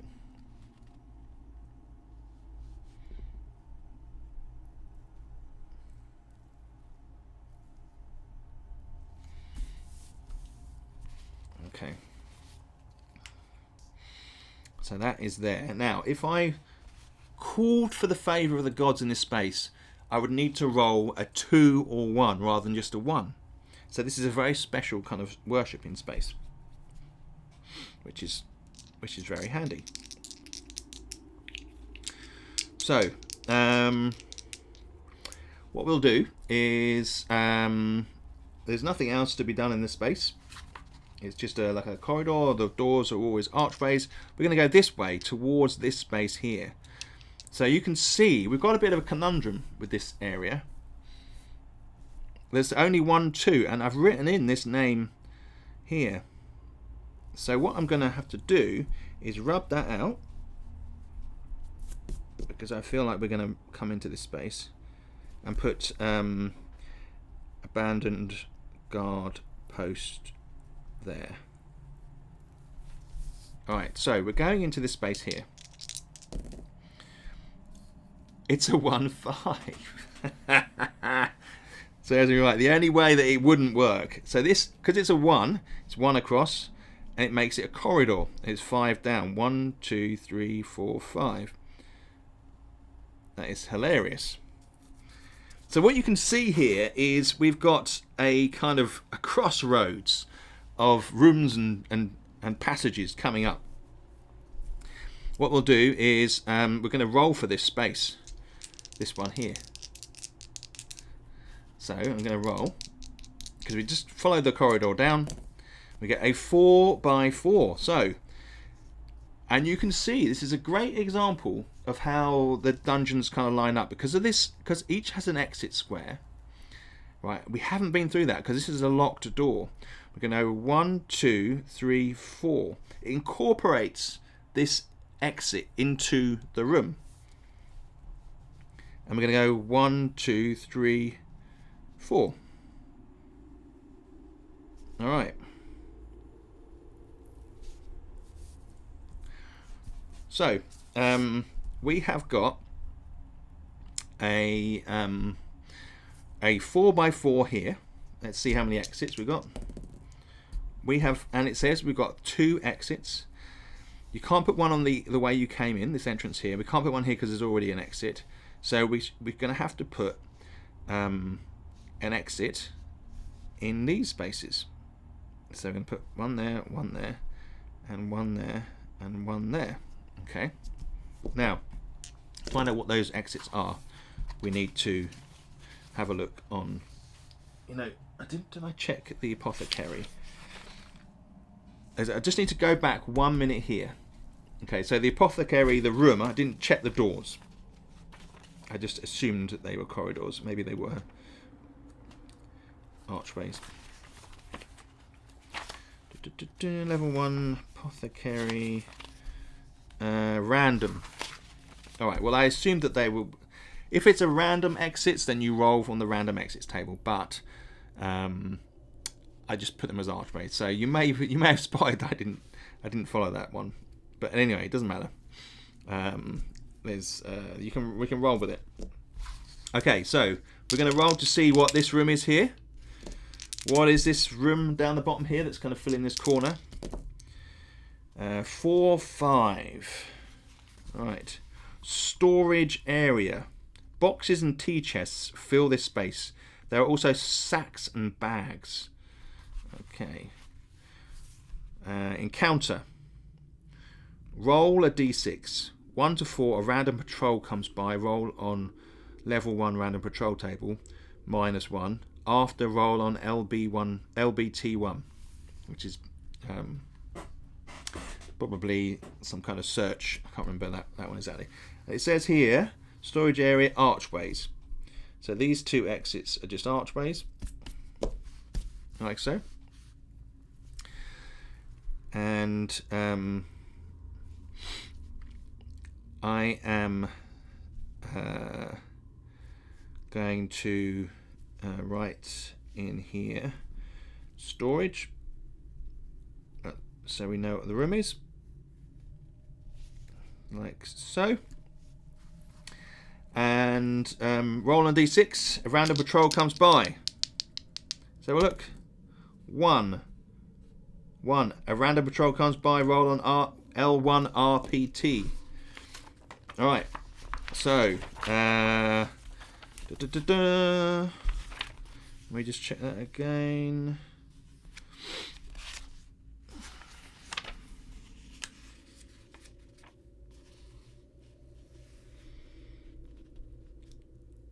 L1 RPT. Now that may be L1 RPT. Random patrol table. Here we go. 5. And it's -1.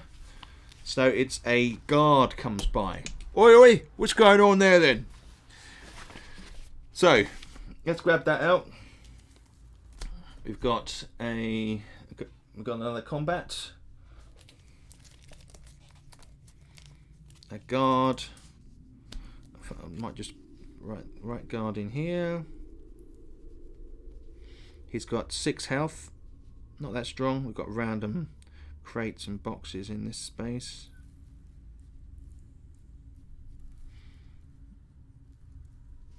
Give it a bit of design. Oh, actually, I have to put the numbers across there. Okay. Let's get the guard card out, have a quick look at him.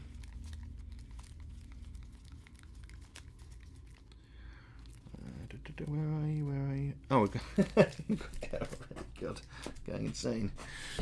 Let's put the tracker number on there. And let's get our man over this way. He's got 5 health points.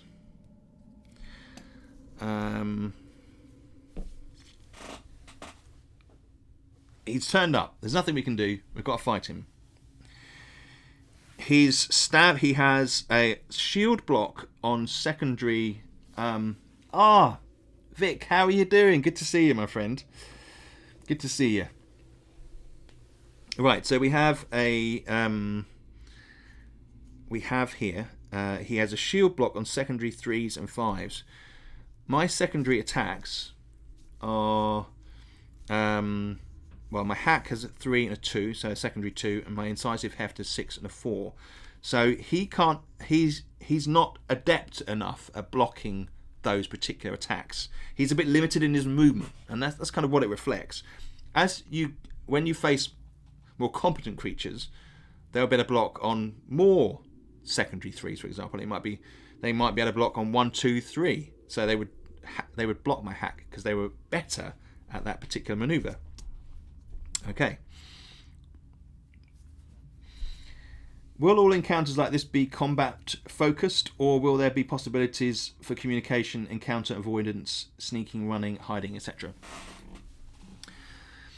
That's a really good question. One of the principles of the game is that cinematic good versus evil, and the dungeon, all the people in it are kind of aggressive, evil, if you like, stereotypical, like the dark side and the light side. And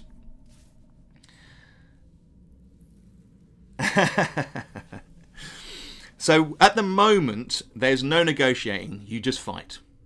You've got potions, you've got scrolls, you've got your armor and your maneuvers, and it's basically around that fight and how that mechanism works.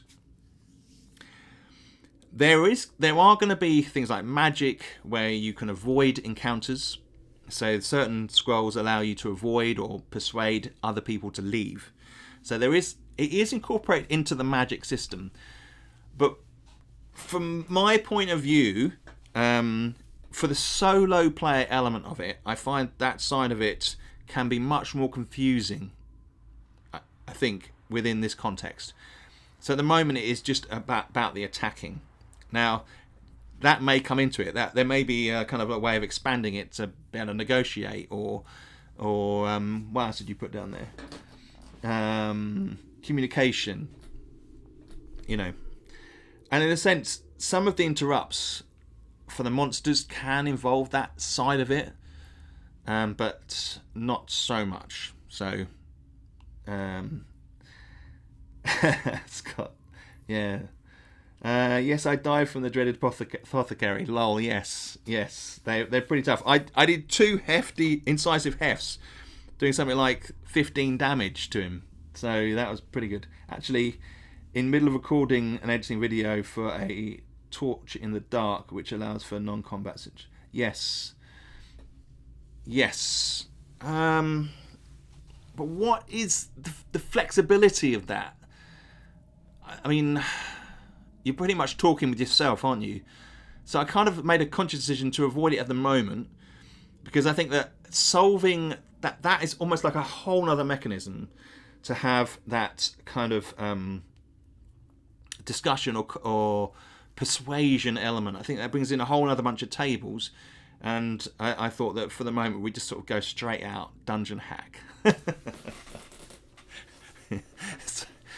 Sorry if that's like a bit gross, but that's kind of that's where it's at the moment. We will see. I'm open to thoughts and suggestions and expansions, and but this is kind of like core design. All right. So we've got the guard. We've got my guy. Let's do this. So my attack 5-3. Now that is good. Brilliant. Good to hear, Scott. So 5-3 is a really good roll for me, because that means I've got my incisive heft is 6. I can turn that once to 6, and then that one to 4 using my 2 shift. So I get an incisive hit. It's not an exact strike, but I still get to do some pretty good damage. Now this guy here, remember we said shield block on secondary 3s and 5s. This is a secondary 4. He can't deflect any of the damage. This could be over in 1 round. Let's have a look. 6. So that would be 8 points of damage, and the guard has 6 health, so he is -2. That'll teach him for interrupting me while I'm searching the storage area. Okay, good. So that was quick. So it can happen like that. It's a bit hit and miss, but I personally think, when I'm thinking about combat simulation, if you're in a fight, you may well get 1 strike which just does so much damage, it's over. Axeman, yes. And hang on a minute. I've just got to take this phone call. It won't be long.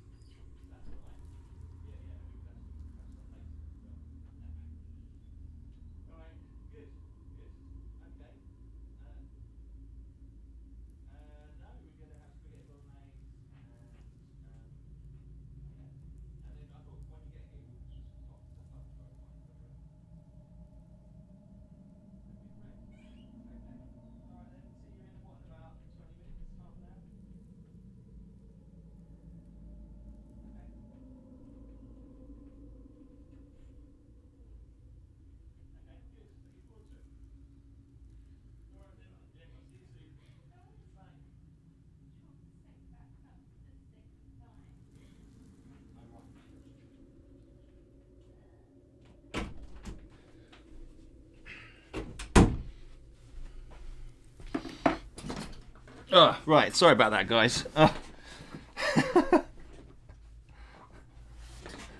Hey, I roll dice like that for the enemies, Scott says.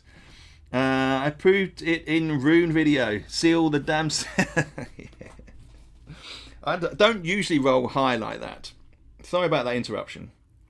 That's my brother's coming over this evening. He just wanted to confirm a couple of things. So, yeah. Brilliant. Good stuff. So, we've just completely destroyed the guard, cleaved them in two. And so let's have a little look here. So, I mean, it's arguable. He has 2 attacks, so that makes his XP slightly higher, which is important. If you've got 1 attack, it's much harder for them to hit. But this guy's got 2, so his XP is higher. So he gives me 12 XP, and that means that we get... I'm now up to 57 XP there. So we're over halfway to level 2, which is awesome. He also has a random pouch roll. He's got a pouch. So this time I'm going to take his pouch as well. I'm going to put the pouch on here, on my small items on my list there. And what have we got?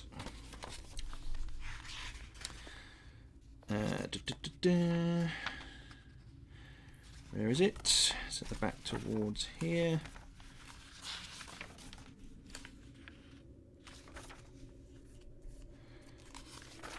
Here we go. Random pouch table. And we'll give it a roll. And then we've dealt with him. And then we'll have a look at this interesting dungeon situation on the map. 5. Oh, no, it's 2 die. Let's roll that again. 8. Right, there are some Malako leaves inside. They are sweet and healing. Ooh, excellent. Right, so... Malako leaves. Let's put those in our object. In fact, we are going to create a herbal remedy. So, inside his pouch, he had Malako leaves. Now, there are a number of there are 6 different types of herbs you can find in game, and you can use inventive usage at any point, as long as you're not engaged in combat, to create yourself some herbal remedies. And Malako leaves are one of these ones that can be used on their own without having to combine them. So medical ingredients here. Let's have a look at this. So Malako leaves, right, heals 1 health point. All right. Now when you do it, you create 3 doses. This is done through inventive usage. If you find the right combination of herbs, you can go ahead and make D3 doses of the resulting medicine. Excellent. So what we'll do here is I'm going to roll a d6. 1.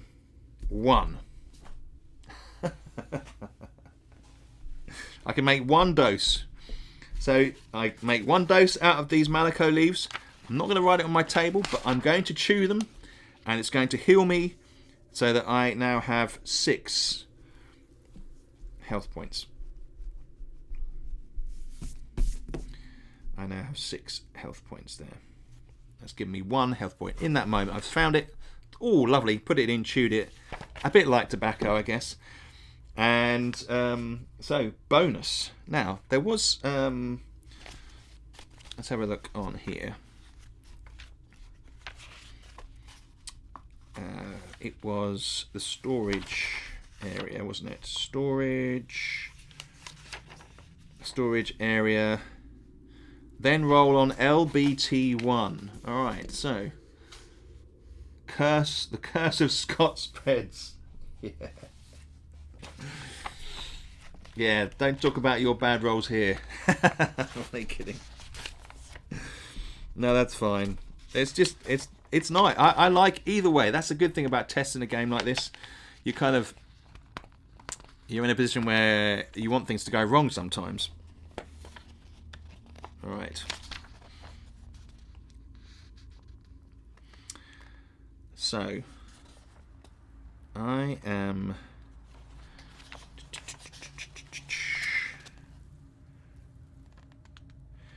What am I looking at here? What was I looking at? My mind wandered then. Ah, yes, the table. So we need... the table is LBT1. So this has got to be LBT1. I had to abbreviate them because otherwise it wouldn't fit. It wouldn't fit into the descriptions on the tables. Because if I have the long name of the table in these very small tables, it takes up space and I can't put as much description as I want. LBT1, loot bag 1. Here, loot bag.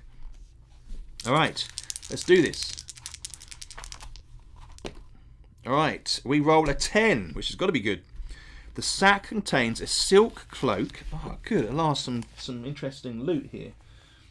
Let's put this down on my... So, I don't think a silk cloak would be a large item. So, I'm going to put it on the small items. Silk cloak. Right. And leather gloves. Worth D6... 4d6 silver coins. Plus gloves. The sack contains a silk cloak and leather gloves worth 4d6 silver coins plus 3 and a potion. Roll on wrap 1. Alright. So, 7, 11 equals 11 silver coins. Oh, plus, was it plus 3? So 14. 14 silver coins, okay, because this is important, because when you go back to the town you can sell this stuff on. And a potion. Roll on wrap 1. Brilliant. So I'm getting a fair few potions here. I'm reaching my limit. You can only have 5 potions if we look back on this table here. So what we're going to roll 2. Potion of healing. Ooh, nice.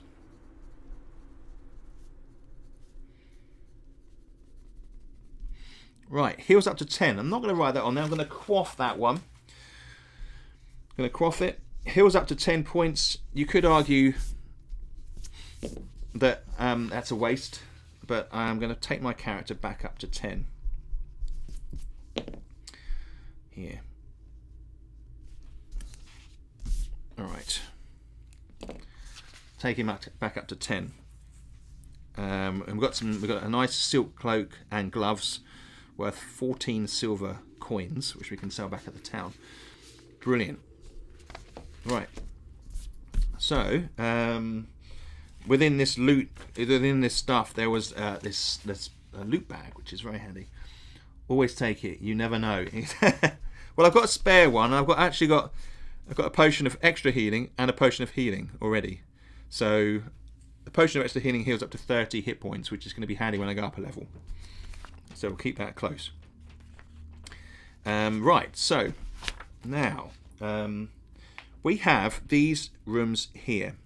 So what I'm going to do is I am going to double back and I'm going to see what this room is here. So I'm going to go up here. What is in this space here? Let's have a look. 6, 2. Okay, so we can't fit 6 across here. We just have to go with what we can. So we're going to put a room that goes all the way across here and all the way to there. Okay. It's got the maximum number of exits, 3 exits. Now, because of the restrictions, you can't put them up against passages like that already. You can't put one where the entrance is, the exits. You can't put one on the boundary. There's only one space I can put it, and that is here. All right. This space here, along the edge. So, what I'm going to do is roll for what the room is. Level 1 rooms. 31, 3-1. A snake pit. Excellent.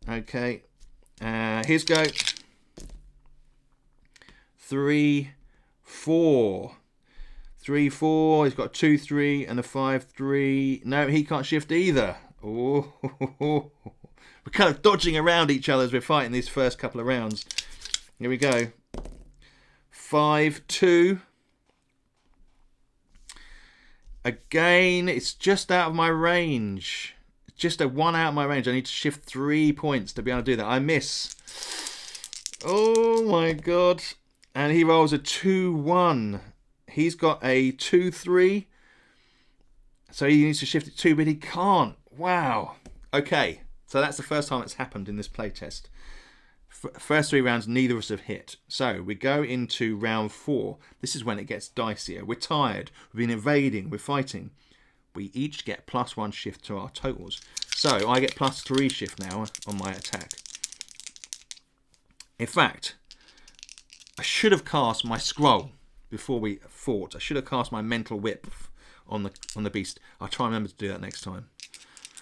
And I could quaff my potion of shield aura. I'm going to hold that off for a minute. Can hack with shift +2.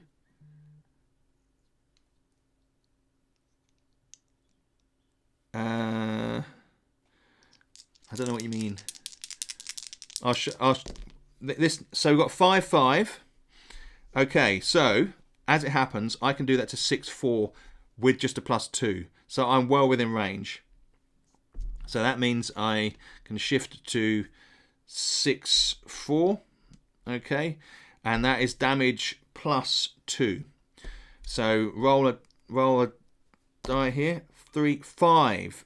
Now, does he defend? He doesn't defend. So that's 5 damage to the anaconda. So that is down to 10. Right, but he gets +1 to his shift. Yes. Yes.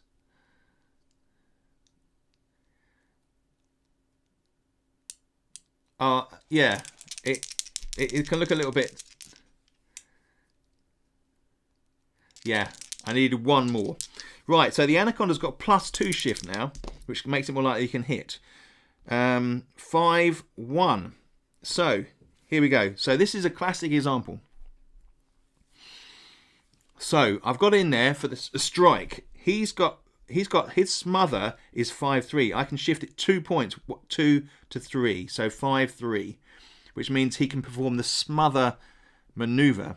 That is D6 -2 damage.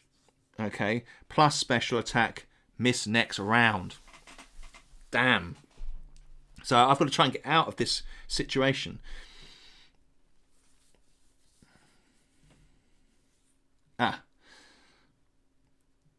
Right, so I'm going to roll for damage.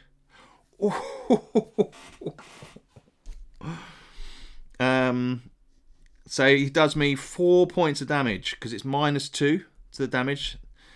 So that takes me down to 6 points of damage, and I can't attack this round because he's smothered me. He gets another attack into the next round, which means it's +2 shifting. Oh my god. So he gets 1, 5. So he's got +3 shift because he's got a +2 bonus with the shift adjustment die in the fatigue area here. So can he hit? He has got 1, 5. He's got 2 and a 3. So he can go 1, 2, 3 to make a 2, 3, which is a horn jab doing D6 -2 damage. So I'm still kind of caught up in there, and he's kind of butted me with his head. All right, so let's do the damage. Because he gets +2 shift and his +1 shift, which is his main shift for his character, for the character here, for the snake. So it's +3, so he could shift numbers 3 times. All right, so damage is, oh my lord, 6 -2 damage. This snake is just vicious, so that is bad luck. So that is, I'm down to 2 damage.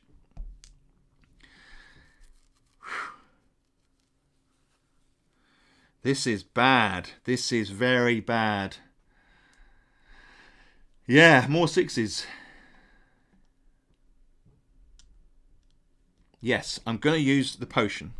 So, obviously, if you use a potion, you cannot attack that turn. But I'm in a bad place. I've got 2 points of damage. If you go down to 0, you're dead. That is it. So I'm going to quaff the potion of healing, which is on my sheet here to the right. I'm going to rub it out, and that heals me back up to 10 points of healing.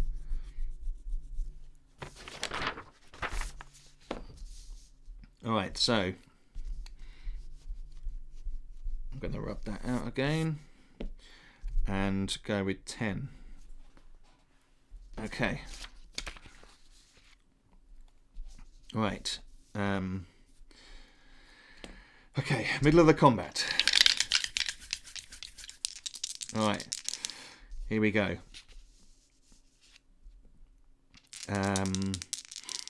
It's round 6. I've had my go. I use my potion. He's got +4 shift now. 6-1. So he can smother me again.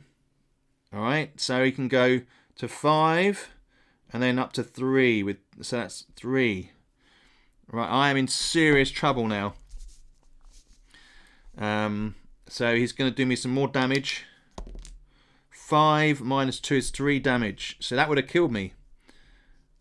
Right, I'm down to 7. I can't have my go. So he gets another go with the plus shift.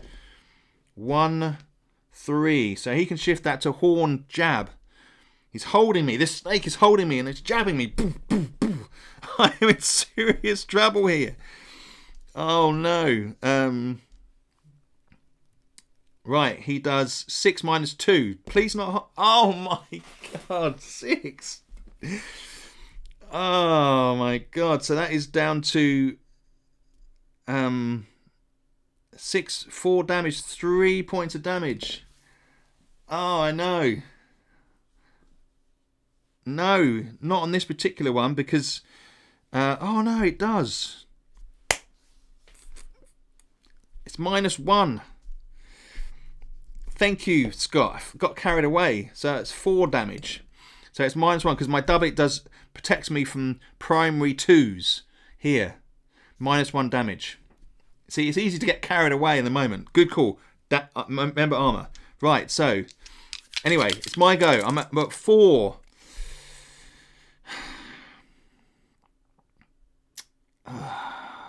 Good call.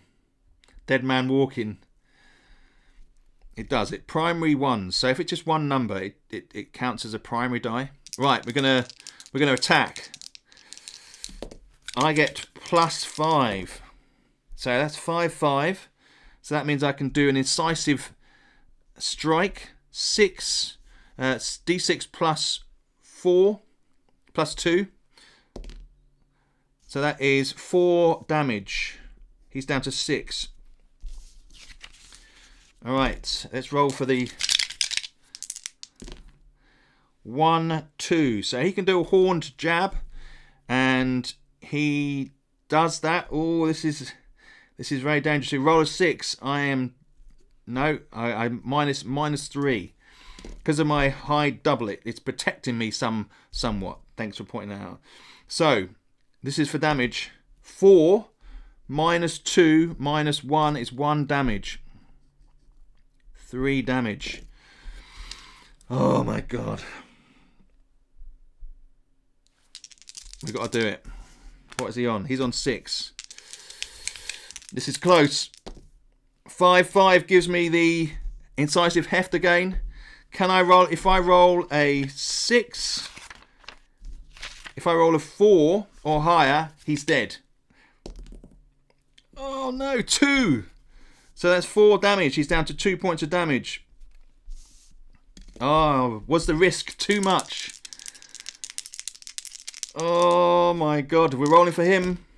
3, 2. He can shift that to 4. Yeah, he can shift it to smother. D6 -2. And I can't do anything next turn. This could be the end. So that's 4 minus 2. That's 2 damage. I'm down to 1 damage. And I can't attack this turn. It looks like the end of Gordane Briar. Is he going to die? Is he going to die? He attacks 4, 2.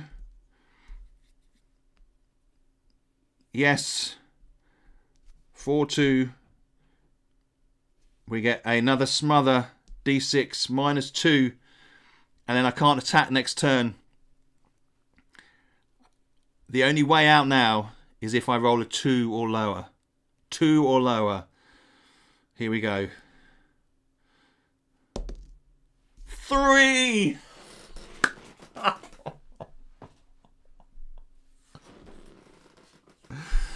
Oh my god.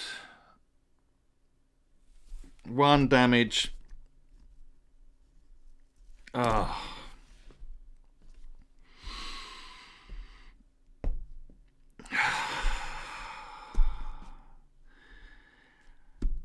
The giant horned anaconda has killed poor old Gordane Briar.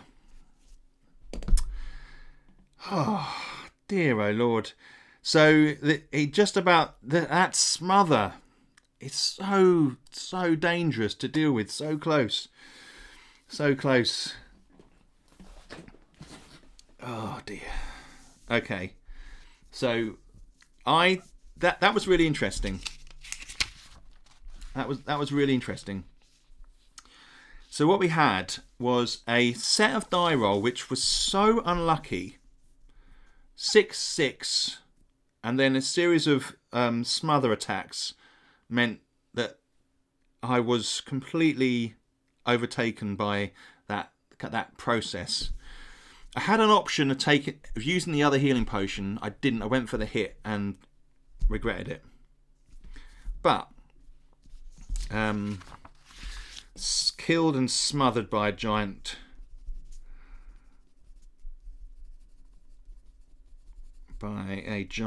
anaconda, giant horned anaconda. What a close fight.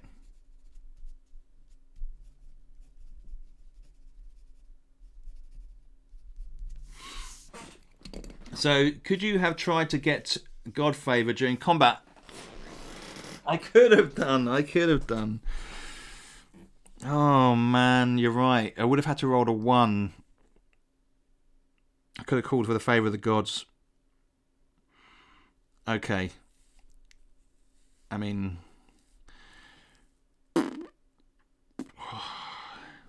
so I don't think that was too OP. I think that was fine. I think I was just really unlucky with that combination of rolls, and I think I don't think that needs to be nerfed. I don't think it's a bad thing to die. I think it's a heroic run through the dungeon there. He killed the apothecary with some awesome cleaves. He fought a jailer, a guard. Encountered another thing. We found some good treasure. Actually, not a lot of treasure, but the Mauritani link, the god, that was fascinating. How we had the effigy, the relief, and he sacrificed, and he got a point, and all that type of thing. Okay, so I unfortunately I've got to leave it there. But that was a lot of fun. I really enjoyed playing that. Session 1, the final session for Gordane Briar. So I'm going to try and do another one tomorrow or Wednesday. It does depend on what my teenagers are up to. But really positive. The combat system, I'm just really pleased with how that's working out. And I'm looking forward to seeing, Scott, what you make of the game. Getting some feedback from you. Obviously, we are still in testing, so I appreciate that you probably don't want to put this onto your channel yet.